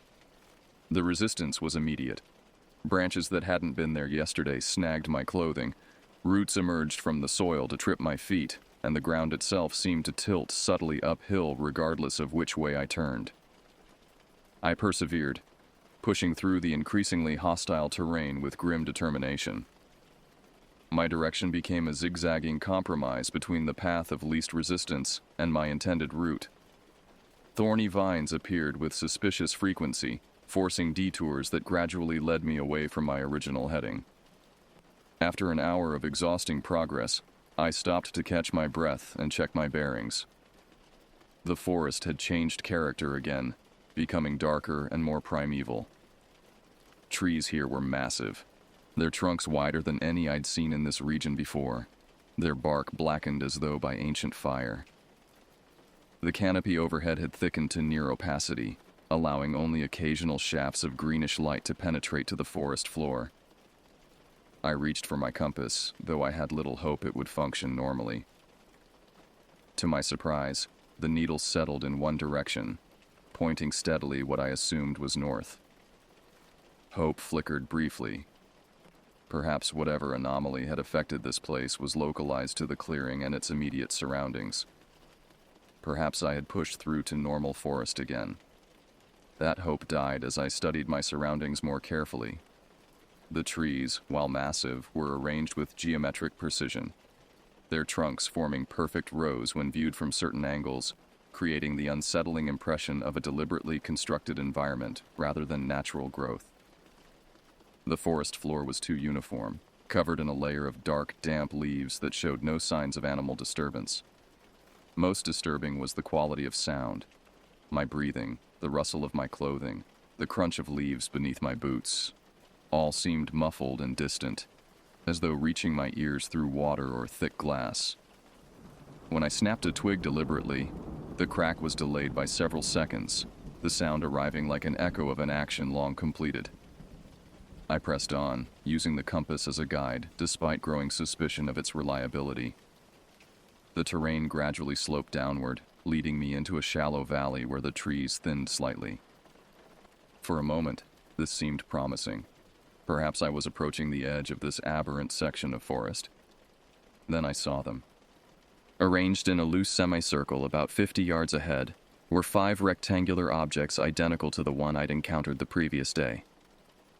They stood upright rather than lying flat, embedded in the earth like monoliths. Their surfaces caught what little light filtered through the canopy, reflecting it with the same iridescent quality I remembered. I froze, instinctively ducking behind a tree trunk. Every nerve in my body screamed danger, urging retreat.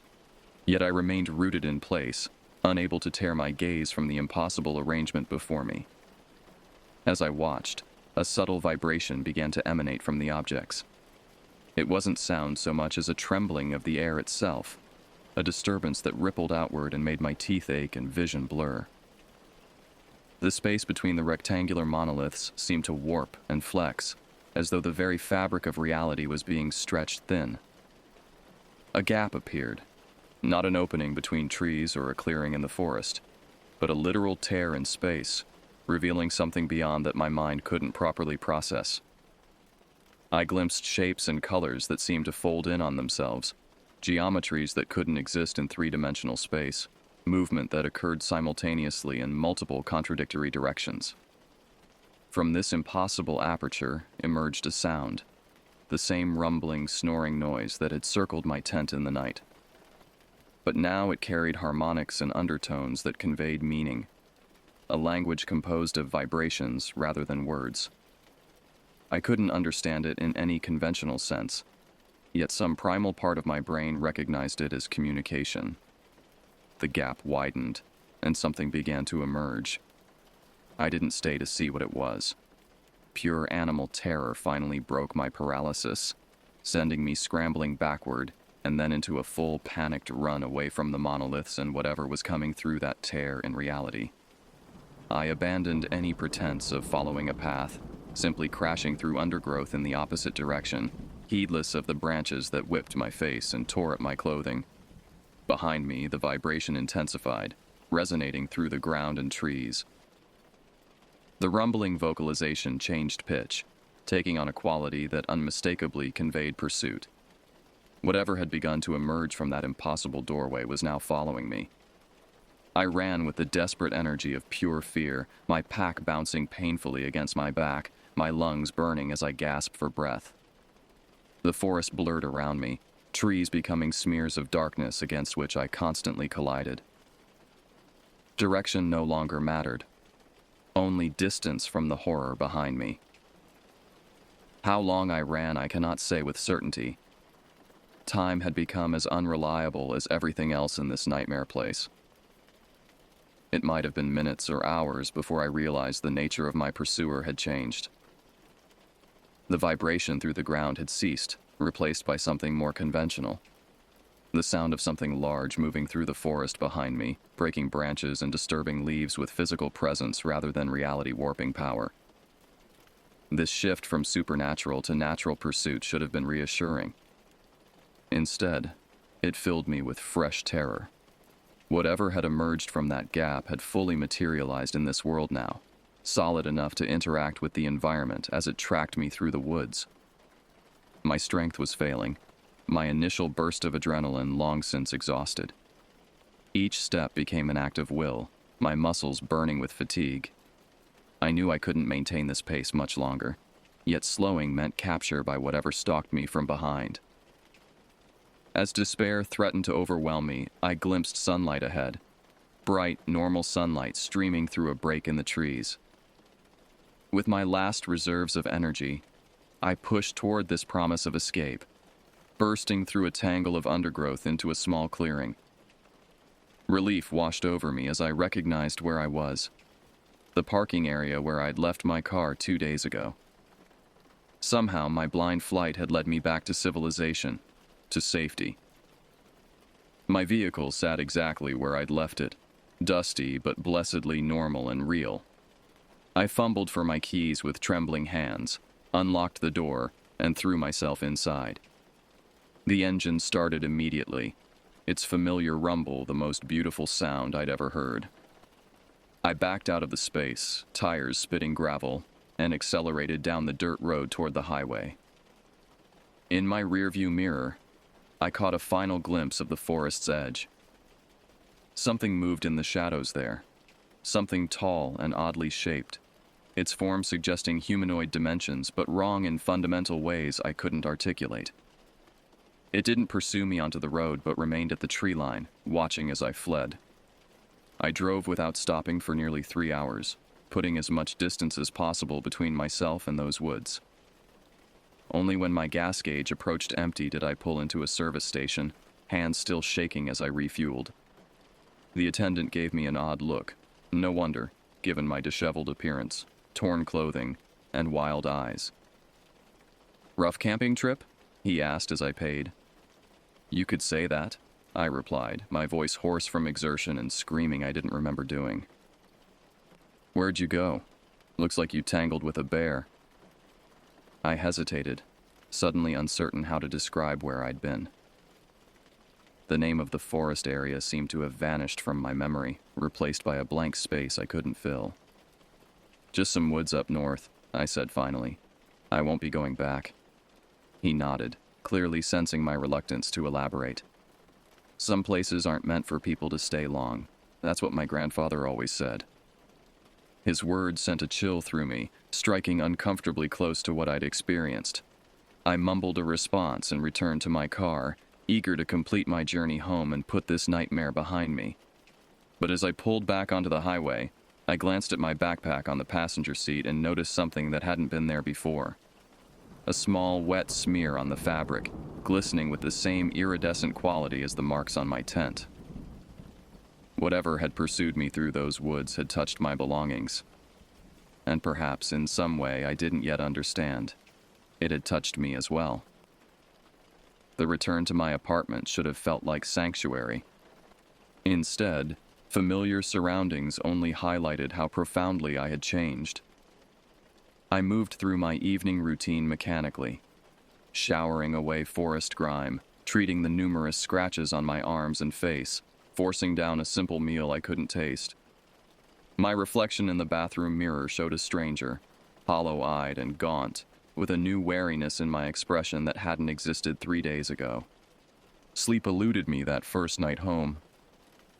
Every creak of the building, every distant siren or car horn jarred me to alertness. I left lights burning in every room, unable to tolerate darkness that might conceal. What?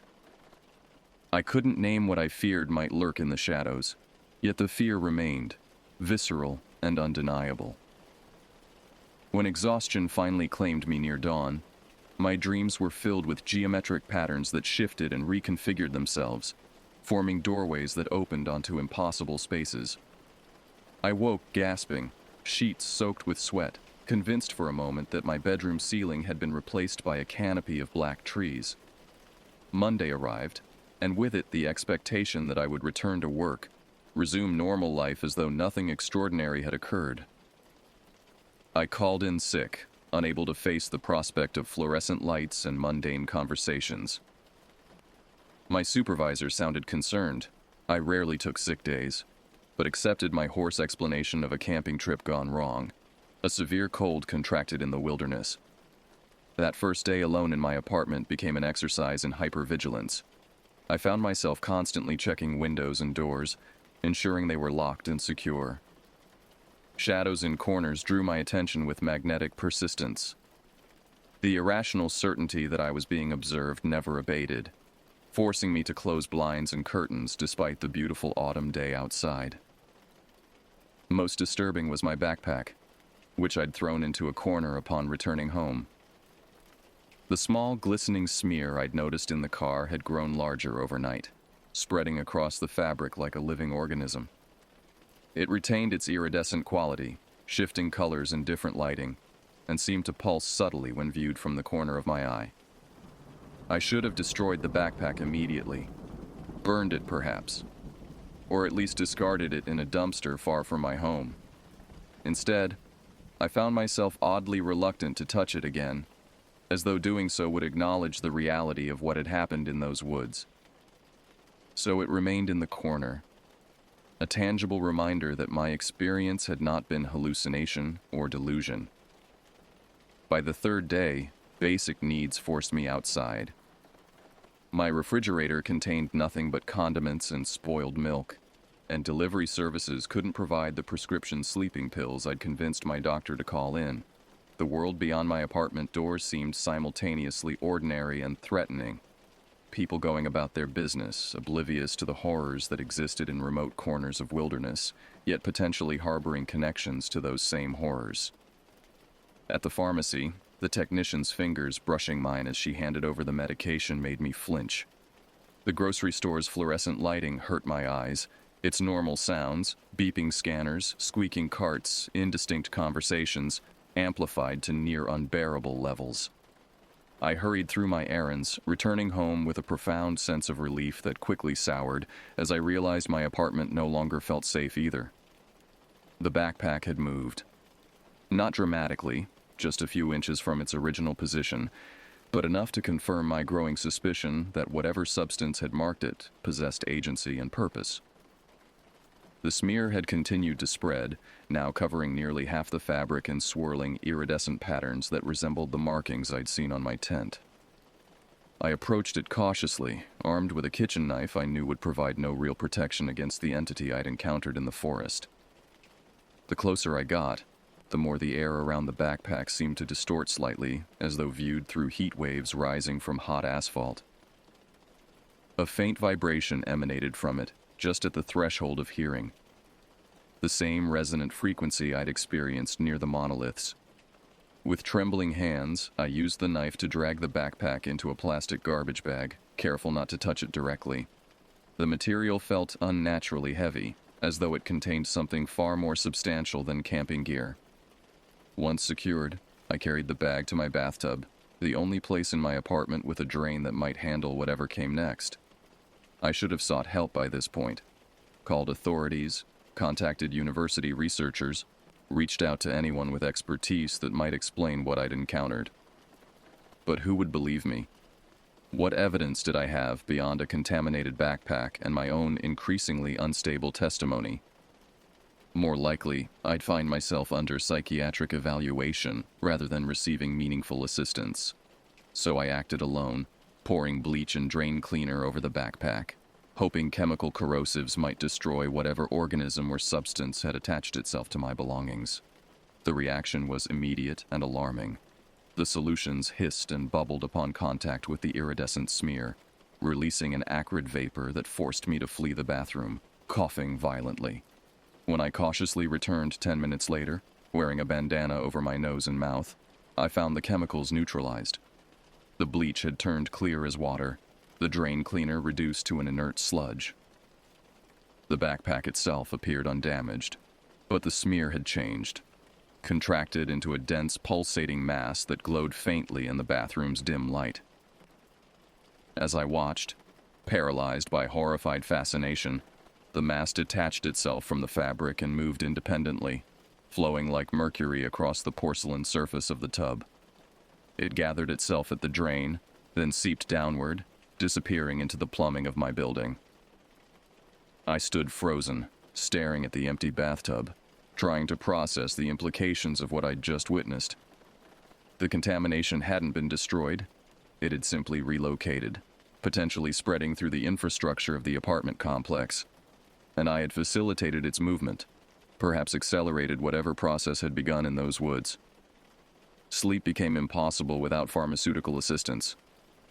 The pills my doctor prescribed provided dreamless unconsciousness, but left me groggy and disoriented during waking hours. I returned to work after a week of absence, moving through my responsibilities like an automaton.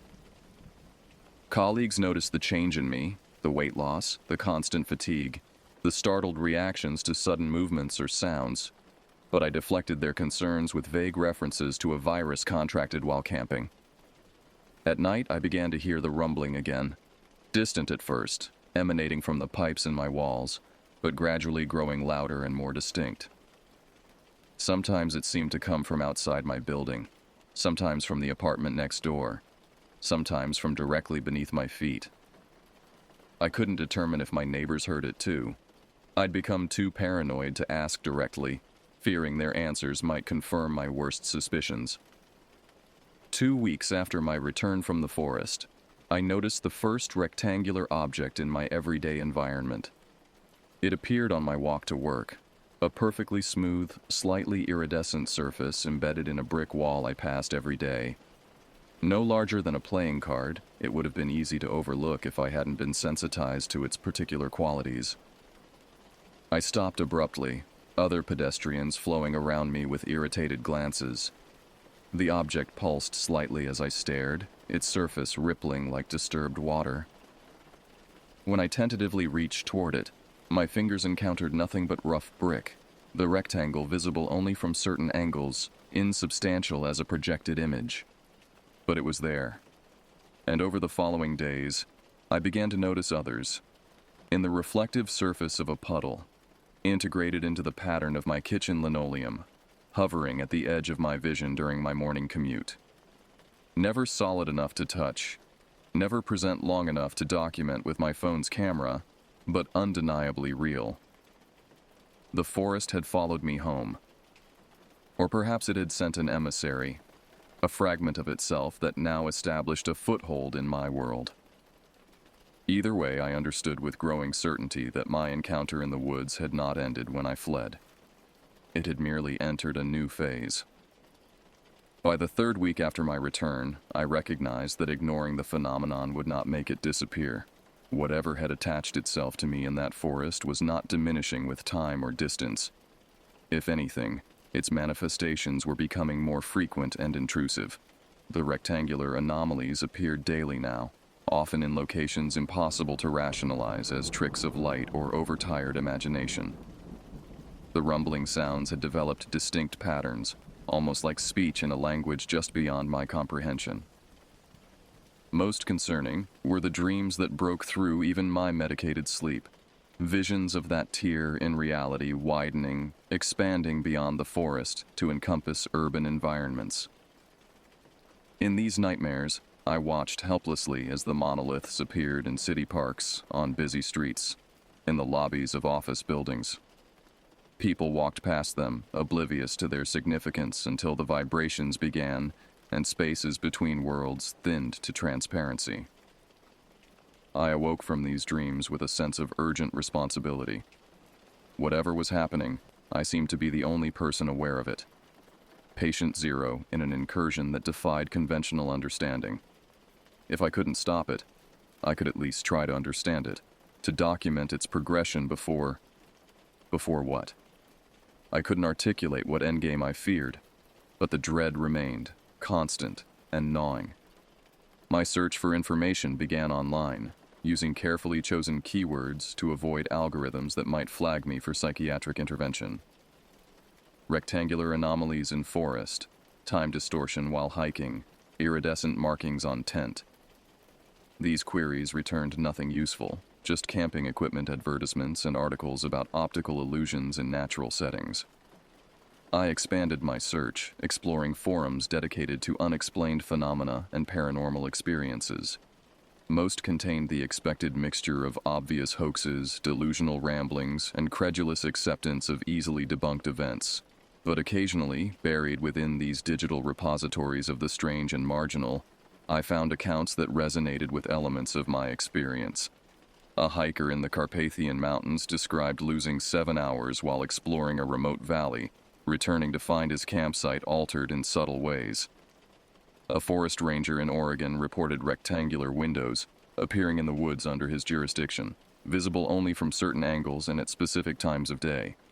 A geology student claimed to have found a perfectly smooth stone monolith that disappeared when she returned with research equipment to document it.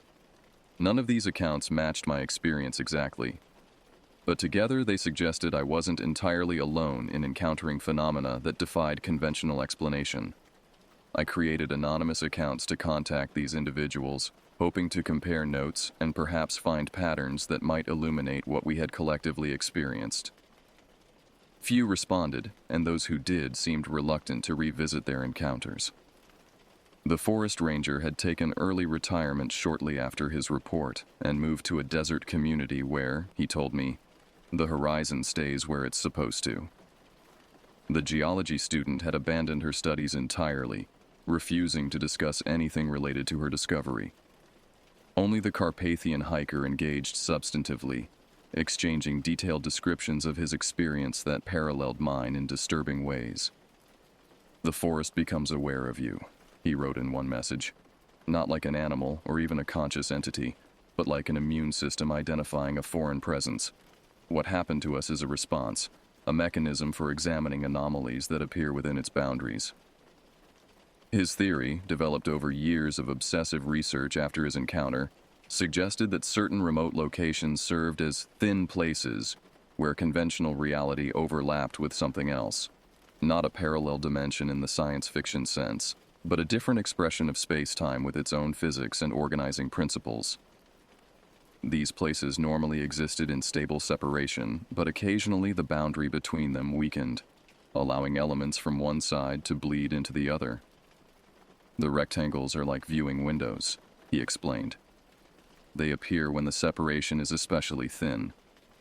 What lies on the other side isn't malevolent, just fundamentally incompatible with our reality. The danger comes from prolonged interaction. Each exposure makes the boundary between worlds more permeable." His words chilled me, confirming fears I'd been reluctant to articulate even to myself. The increasing frequency of anomalies in my environment suggested the boundary was indeed becoming more permeable, with my unwitting participation as the catalyst. Seeking more structured information, I expanded my research to academic sources. Most mainstream scientific publications offered nothing relevant. Conventional physics and biology had no framework for the phenomena I'd experienced. But in more speculative corners of theoretical physics and consciousness studies, I found concepts that offered at least metaphorical handles for understanding what might be happening. Quantum field theories suggesting reality emerges from interactions between fundamental fields. Philosophical discussions of panpsychism, proposing that consciousness might be an intrinsic property of matter rather than exclusive to brains. Anthropological studies of liminal spaces across cultural traditions, places considered thresholds between ordinary and extraordinary realms. None provided concrete answers, but collectively they helped me construct a tentative model for conceptualizing my experience. The forest I'd visited wasn't just a physical location, but a nexus point where the fabric of reality grew thin enough to permit interaction with something beyond conventional understanding. My presence had disturbed this delicate equilibrium, and now the disturbance was propagating outward, following me into the wider world. This theoretical framework offered no practical solutions, however. Understanding the nature of my predicament did nothing to resolve it, and the progressive intensification of anomalies suggested time was running short. The rectangular windows appeared with increasing frequency and duration. The rumbling sounds had graduated from nocturnal disturbances to near-constant background noise, audible even in crowded public spaces that should have drowned out subtle acoustic phenomena. Most alarming were the physical changes I'd begun to notice in myself. My sleep disturbances had progressed beyond insomnia and nightmares to include episodes of unconscious activity. I would awaken to find myself in different rooms from where I'd fallen asleep, sometimes standing before mirrors or windows, staring at reflective surfaces as though expecting them to show something other than my own haggard face. My skin had developed a subtle iridescence in certain lighting, similar to the sheen I'd observed on the monoliths and the contamination that had spread across my backpack.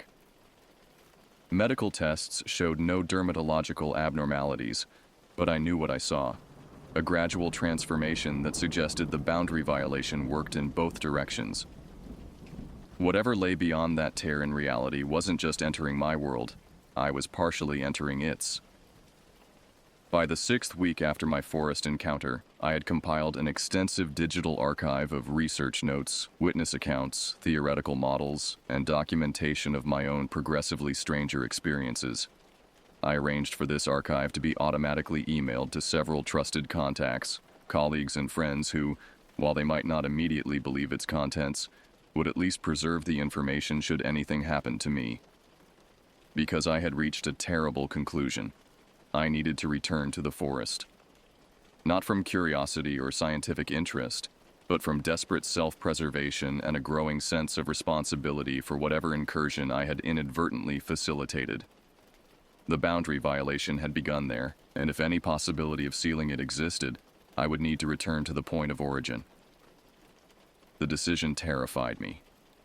Every instinct screamed against deliberately walking back into the place that had infected my reality with something alien and incomprehensible. But the alternative, watching passively as the contamination spread, potentially beyond myself to the wider world, seemed even more unthinkable. I made methodical preparations, approaching the task with the detached precision of someone planning their own funeral. I arranged an extended leave of absence from work, citing medical necessity with documentation from a psychiatrist who had diagnosed me with PTSD from an unspecified traumatic event. I paid bills in advance, set up automatic payments for recurring expenses, and drafted letters to family members to be delivered in the event of my disappearance. Most importantly, I researched protective measures, not from conventional dangers like wildlife or exposure, but from the specific phenomena I had encountered. Folklore and esoteric traditions offered suggestions: iron and salt as barriers against supernatural entities, mirrors to reflect harmful energies, symbolic patterns that allegedly reinforced reality against intrusion from other planes of existence. I had no idea if any of these would prove effective against what awaited me in the forest, but their psychological value alone justified their inclusion in my preparations. Having some form of perceived protection, however dubious, might prevent the kind of paralyzing terror that had overcome me during my first encounter. With preparations complete, I set a date for my return, exactly 7 weeks after my original flight from the forest. The symmetry felt appropriate, though I couldn't have articulated why. Perhaps some part of me recognized patterns in these events that my conscious mind couldn't yet perceive, cycles and correspondences operating according to principles outside conventional understanding. The night before my departure, I stood before the bathroom mirror, examining the changes in my appearance. The iridescence had spread, now visible across my chest and shoulders regardless of lighting conditions. My eyes had developed a strange quality, not a change in color, but in depth, as though one could look into them and keep looking beyond what human eyes should contain. "I'm going back," I told my reflection, half expecting it to respond independently. "I'm going to find those monoliths again, and what?" I had no concrete plan beyond returning to the site of the original boundary violation. No certain method for sealing the tear between worlds. No guarantee that my presence would do anything but accelerate the very process I hoped to halt. But I had to try. Whatever awaited me in that forest, resolution or dissolution, salvation or transformation, it represented my only hope of understanding what I had become and what I might yet prevent. As I turned away from the mirror, I caught a glimpse of movement from the corner of my eye, my reflection remaining in place for a fraction of a second after I had already begun to move, its expression not quite matching my own. By the time I looked back directly, everything appeared normal again. But I knew what I had seen. The boundary was thinning, not just in the forest or in the world around me, but within me. I was becoming a walking threshold between realities, a human monolith. Tomorrow I would return to where it all began, carrying this terrible liminality back to its source. What would happen then, I could not predict. But as I prepared for sleep that would surely not come, I found myself oddly calm, resigned to whatever awaited me among those ancient trees and the spaces between them. The drive back to the forest trailhead felt surreal, as though I were moving through a dream landscape rather than the familiar countryside. Colors seemed too vibrant, sounds too crisp, every sensory input amplified to near hallucinatory intensity. Whether this represented an actual change in my perception or merely the heightened awareness of someone approaching a pivotal moment, I couldn't determine. I had chosen to arrive near sunset, timing my entry into the forest to coincide with dusk. That liminal period when day transitions to night, when boundaries of all kinds grow naturally thinner. The parking area was empty when I arrived. No other vehicles present, no signs of human activity. It looked exactly as it had 7 weeks earlier, untouched by the profound strangeness that had transpired within the woods it served. As I gathered my equipment from the trunk, I noticed the first anomaly, a rectangular distortion in the air about 20 feet away, hovering at chest height with no visible means of support. Unlike previous manifestations, which had appeared fleetingly and required specific viewing angles, this one remained stable and apparent regardless of my position. Its surface rippled with iridescent patterns identical to those that now marked my skin. "I see you," I said aloud, surprising myself with the steadiness of my voice. "I'm coming to find the rest of you." The rectangle pulsed once, its colors intensifying momentarily, then vanished with a subtle popping sound that seemed to compress the air around it. Message delivered, acknowledgement received. Though I couldn't have explained how I knew this represented communication rather than random phenomena. With my pack secured, I approached the trail that led into the forest. The path appeared clearer than I remembered, almost artificially defined against the surrounding vegetation. No branches obstructed the way, no undergrowth encroached upon the dirt track. It was as though the forest had deliberately cleared a route for my return, removing obstacles that might delay my arrival. This obvious manipulation should have terrified me. Instead, I felt a peculiar calm descend as I took my first steps into the trees. Whatever awaited me deeper in the woods, it wanted me to reach it without impediment. That suggested purpose rather than malevolence, an entity or force with specific intentions rather than mindless hunger or destructive impulse. The quality of light changed as I moved deeper along the trail, transitioning from the golden hues of sunset to something greener and more diffuse, filtering through the canopy with an almost underwater quality. Sounds became muffled yet simultaneously clearer, each rustle and snap distinct, but somehow contained, as though I were hearing them through a medium more substantial than air.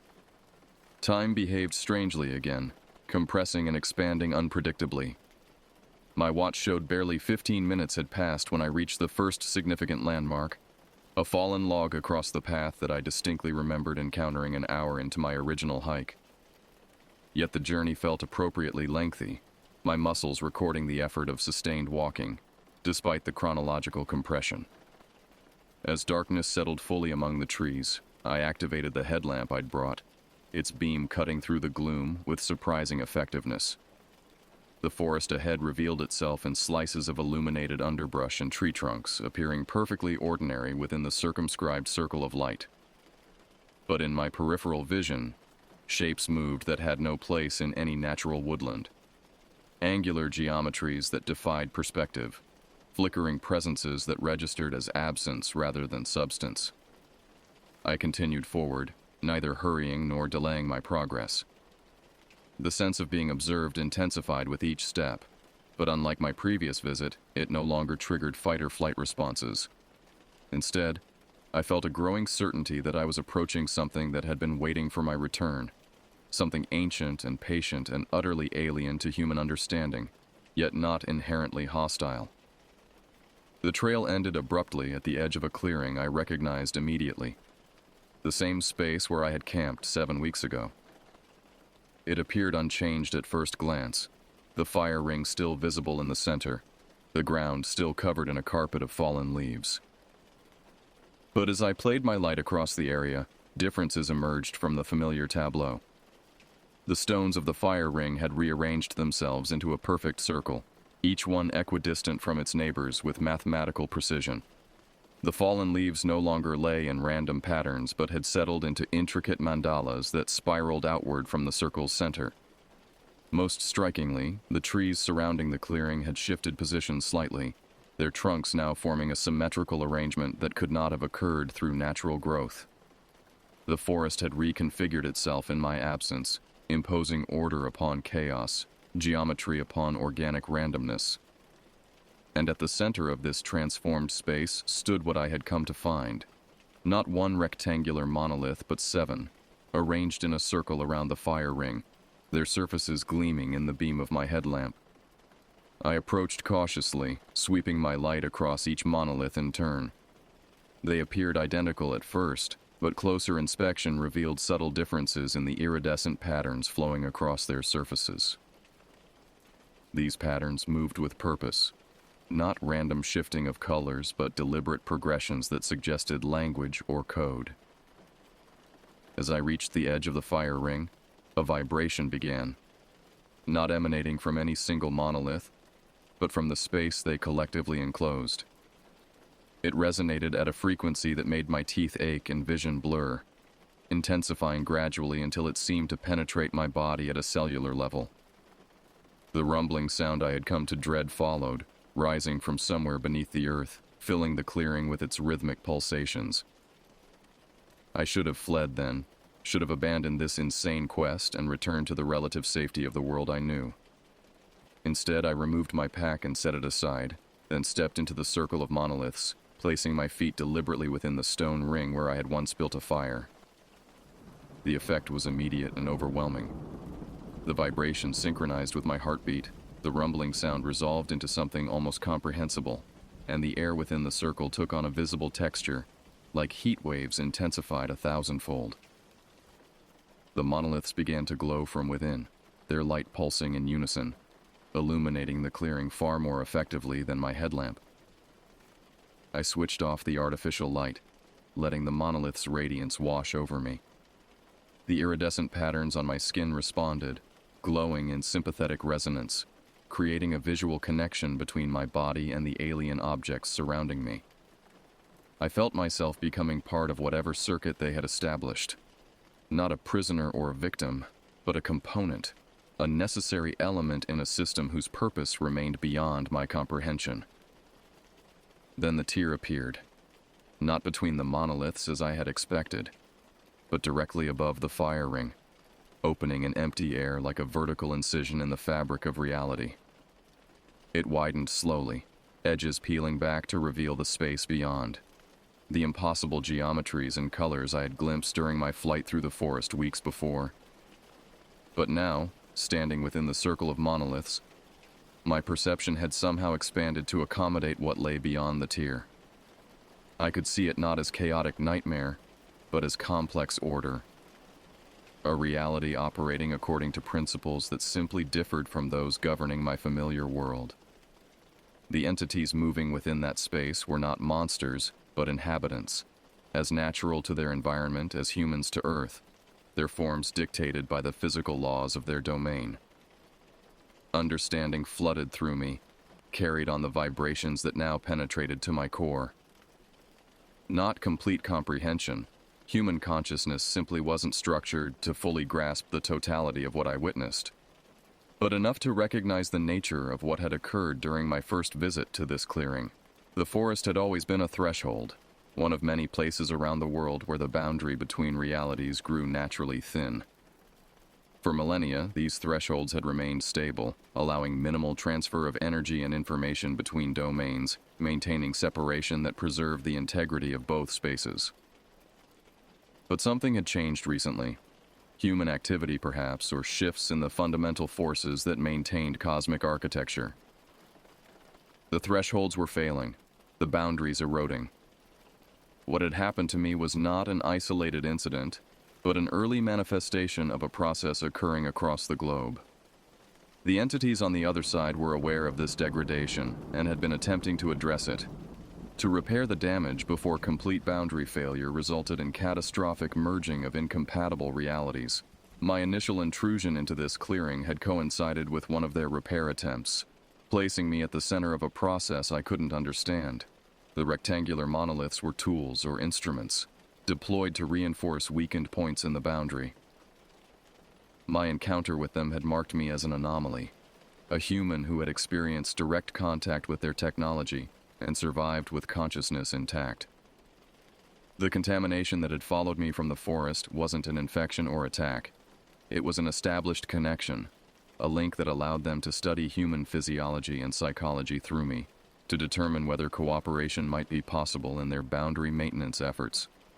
The progressive changes in my perception, the increasing frequency of anomalies in my environment, All represented their attempts to modify my consciousness gradually to build a bridge between fundamentally different modes of existence.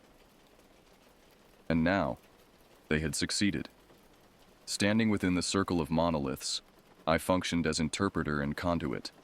Human consciousness temporarily expanded to comprehend aspects of their reality while remaining grounded in my own. Through me, they communicated their purpose and predicament. The boundary was failing faster than they could repair it. Their efforts to establish contact with humans, beings who occupied the reality leaking into theirs, had largely failed, with most subjects unable to survive the cognitive adjustments necessary for meaningful communication. I represented a rare success, a human capable of serving as interface between worlds. They needed my help. Not just mine individually, but human assistance more broadly. The work of boundary maintenance required coordination from both sides, simultaneous reinforcement of the threshold from their reality and mine. Without such cooperation, the degradation would continue accelerating until catastrophic failure occurred. Not apocalypse in the conventional sense, but something more profound and irreversible. The collapse of coherent reality itself. The choice they offered wasn't really a choice at all. Help them preserve the boundary, or watch both our worlds dissolve into chaos as incompatible physical laws attempted to reconcile in spaces never designed for such integration. But how could I, a single human with no authority or resources, possibly facilitate the kind of large-scale cooperation they required? The answer emerged from the vibrations themselves, conveyed not in words, but in concepts that unfolded within my expanded consciousness. I would serve as prototype and proof, the first successfully modified human capable of perceiving both realities simultaneously without losing sanity or selfhood. Through me, they would refine the process, making it safer and more reliable for others. I would become recruiter and instructor, identifying suitable candidates and guiding them through the transition I had undergone accidentally. A global network of human assistants, working in conjunction with their counterparts beyond the threshold, could stabilize the boundaries long enough for more permanent solutions to be developed. The alternative was continued degradation, accelerating anomalies appearing worldwide, and eventual dissolution of the ordered realities we respectively inhabited. As this understanding crystallized within me, the tear above the fire ring began to contract, edges drawing together until only a narrow seam remained visible. The vibration changed frequency, becoming almost soothing rather than disruptive. The monoliths dimmed slightly, their glow settling into a steady radiance rather than pulsing intensity. They were waiting for my response, though I sensed they already knew what it would be. The modifications to my perception had progressed too far for reversal.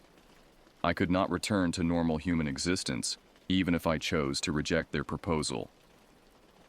And beyond self-interest lay the irrefutable logic of necessity.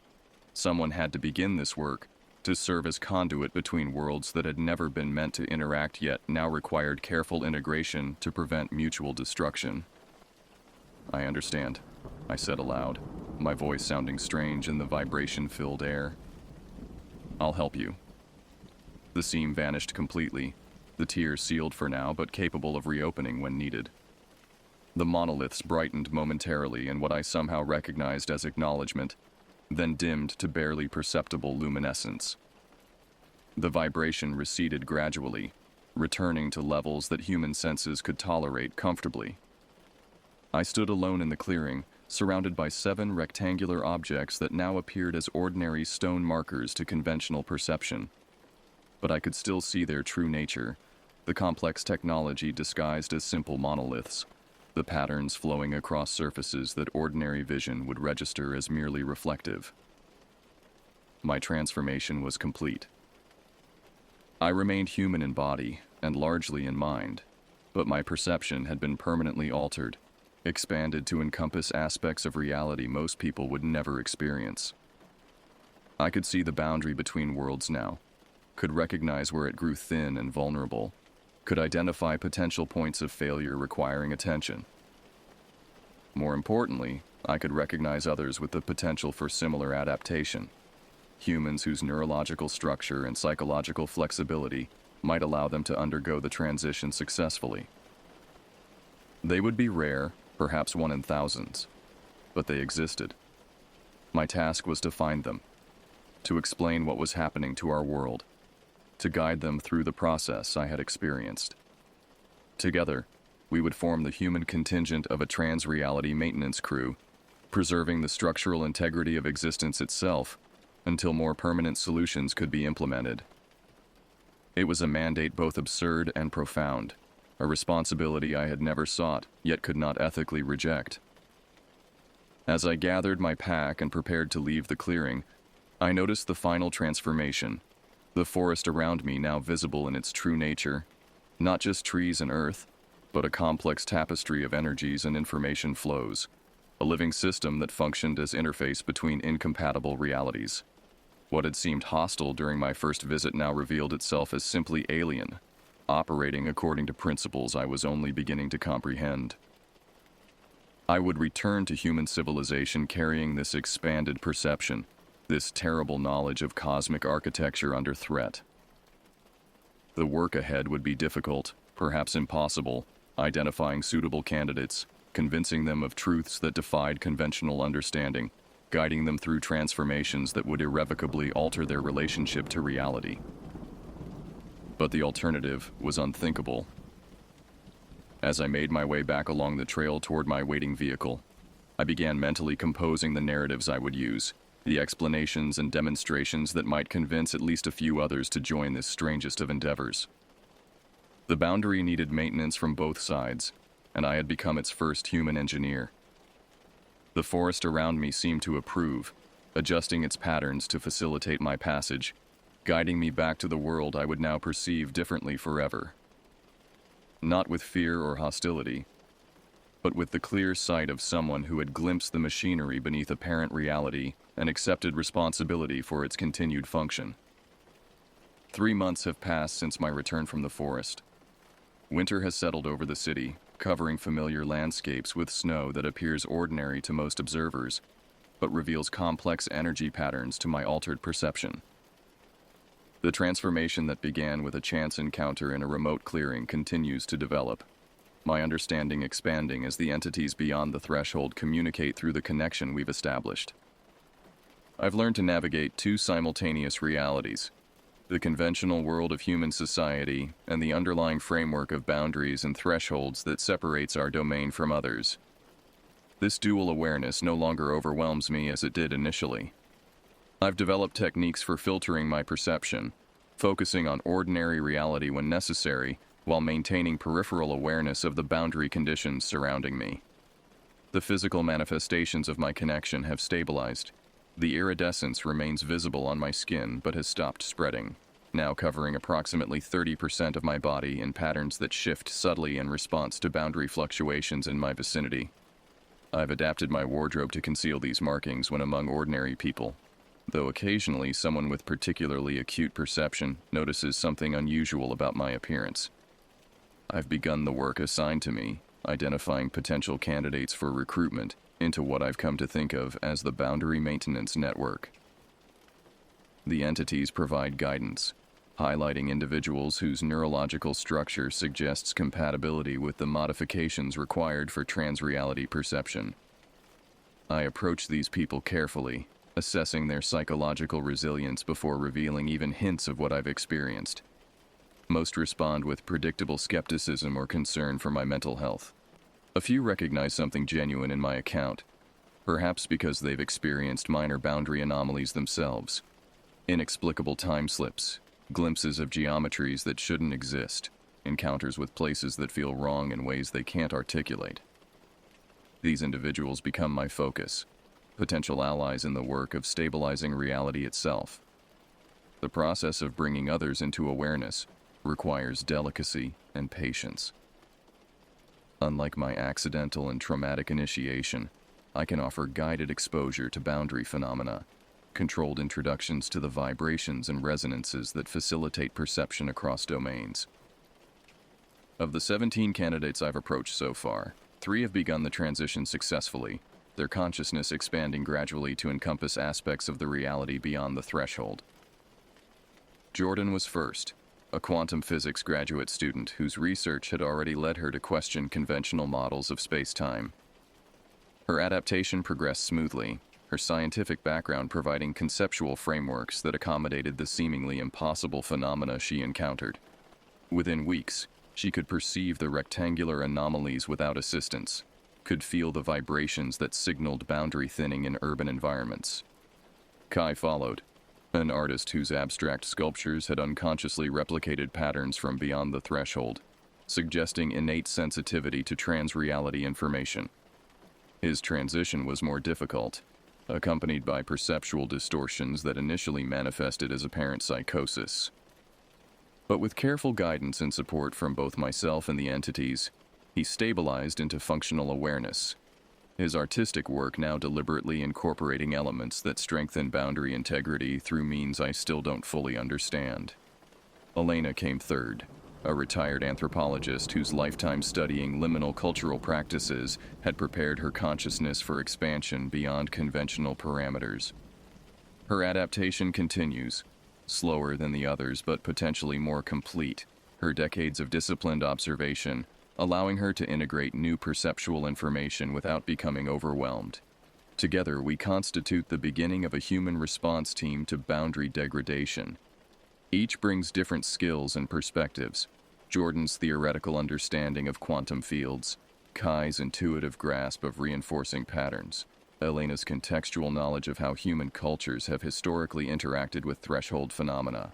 I serve as coordinator and primary liaison with the entities, my longer experience with trans-reality perception providing a template for their developing awareness.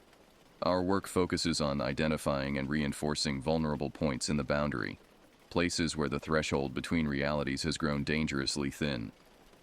These locations occur more frequently than I initially realized. Abandoned industrial sites where chemical processes have somehow weakened spatial integrity.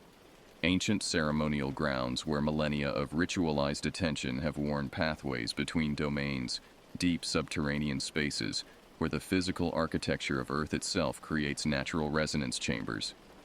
At each site, we perform interventions designed by the entities and translated through my expanded perception.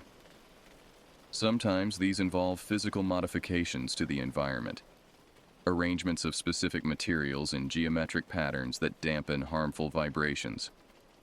Sometimes our presence alone suffices, human consciousness properly attuned serving as a stabilizing influence on fluctuating boundary conditions. Occasionally, we must facilitate controlled interactions between domains, carefully managed exchanges of energy that relieve pressure, building along stress points in the threshold. The work is exhausting and often dangerous.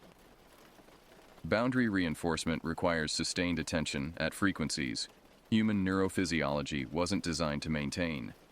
Each intervention leaves us drained, our perception temporarily dulled, our connection to ordinary reality strained by prolonged focus on what lies beyond it. Recovery periods become necessary, days or sometimes weeks when we retreat from active threshold management and re-immerse ourselves in conventional human experience. During these recovery phases, I continue searching for additional candidates, expanding our network to address the accelerating degradation of boundary integrity worldwide. The entities provide coordinates for priority regions, geographic locations experiencing unusually rapid threshold thinning, places requiring immediate intervention to prevent localized boundary failures that could propagate into larger systemic collapse. Our most recent operation targeted an abandoned research facility in northern Finland, where experiments in particle physics conducted decades ago had created a persistent weakness in local reality. The boundary there had deteriorated to critical levels, vibrations spilling into conventional space with sufficient intensity to affect ordinary humans in the vicinity. Local reports described bizarre acoustic phenomena, unexplained equipment malfunctions, and psychological disturbances among residents of nearby communities. Jordan, Kai, and I traveled to the site, while Elena coordinated remotely, her physical condition preventing field operations in such an extreme environment. The facility itself stood in a clearing surrounded by dense pine forest, its concrete structures partially reclaimed by vegetation, but still recognizable as a scientific installation. To conventional perception, it appeared merely derelict, abandoned buildings slowly succumbing to weather and time.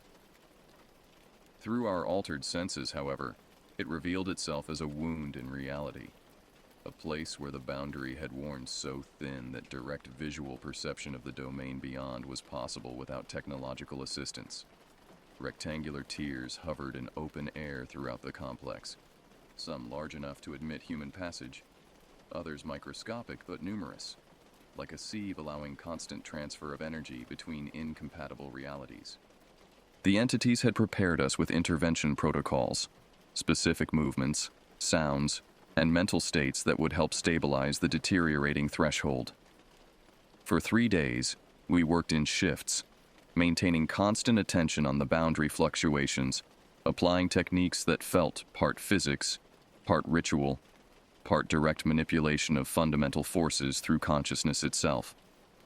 Gradually, the tiers began to close, the largest first, then progressively smaller ruptures, until only microscopic perforations remained.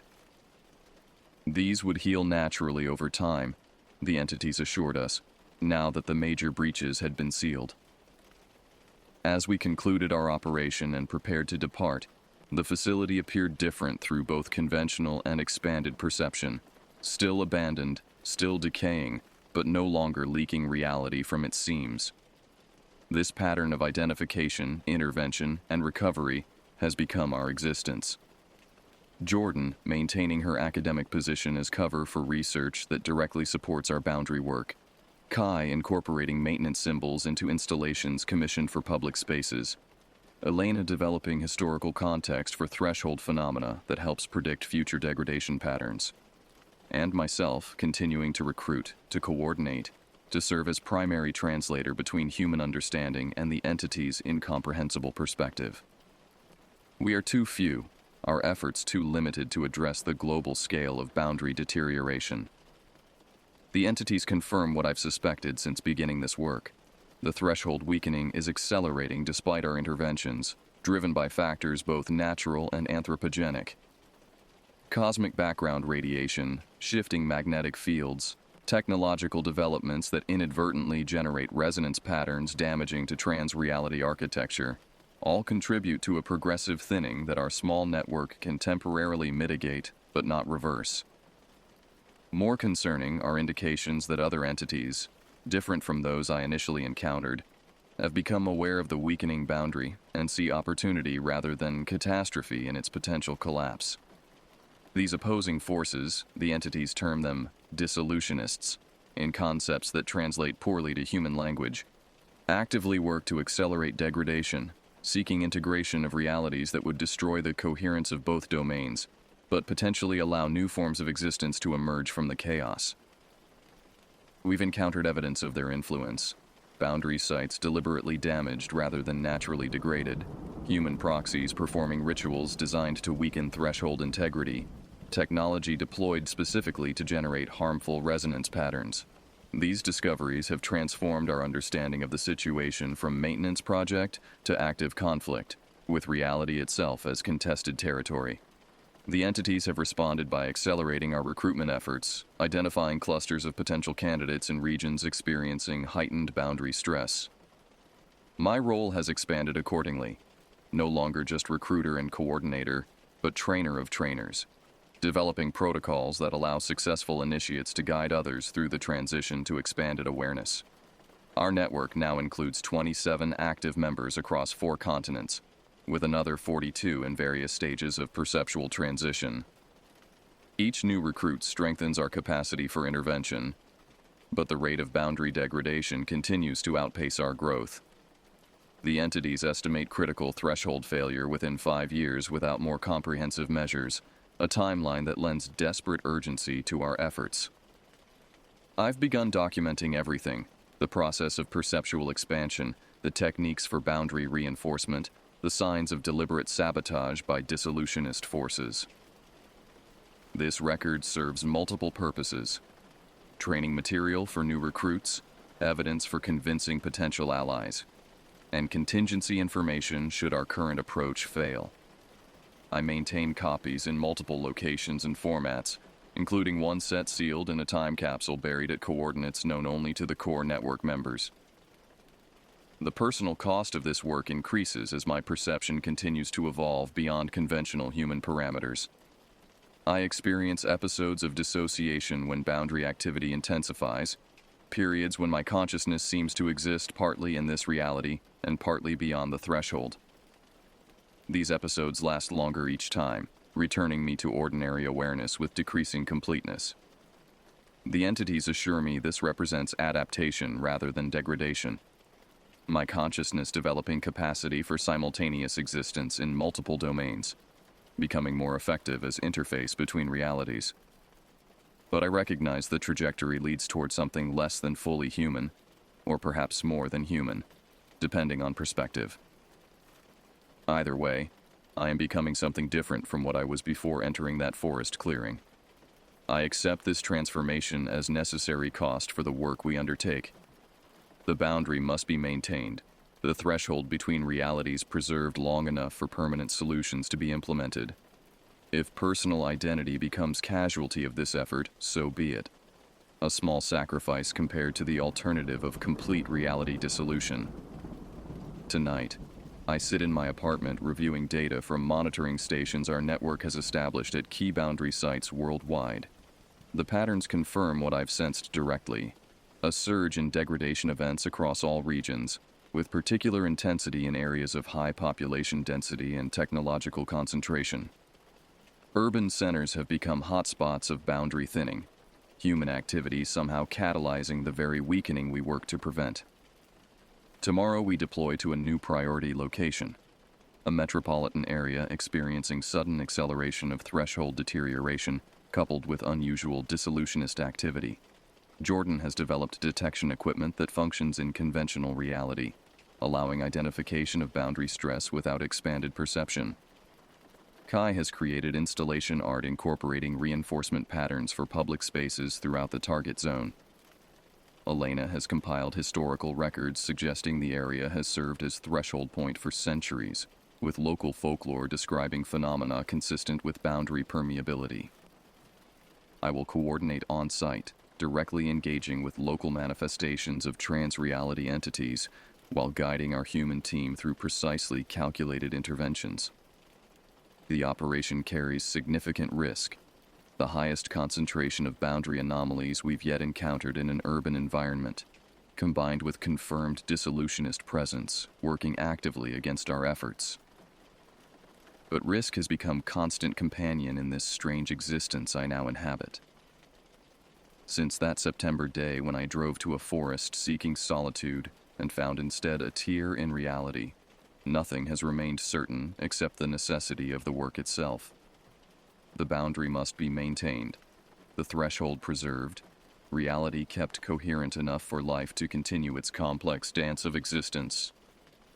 As I prepare for tomorrow's operation, checking equipment and reviewing protocols, I find myself reflecting on the person I was before entering that clearing. An ordinary human with ordinary concerns, unaware of the cosmic architecture supporting everyday existence. That person is gone, transformed by encounter with something beyond conventional understanding into something neither fully human nor fully other. What remains is purpose, clarity regarding the work that must be done. The boundary calls for maintenance, the threshold requires reinforcement. Reality itself needs defenders conscious of its fragility. Whatever I am becoming serves that necessity, and in that service I find meaning transcending individual identity or conventional existence. The forest changed me, initiating a transformation that continues with each threshold encountered, each boundary reinforced, each new recruit brought into awareness of trans-reality conditions. I am becoming interface and instrument. Human consciousness expanded to perceive and interact with forces beyond ordinary comprehension. Tomorrow brings another opportunity to fulfill that purpose, another boundary site requiring intervention, another threshold to reinforce against forces of dissolution.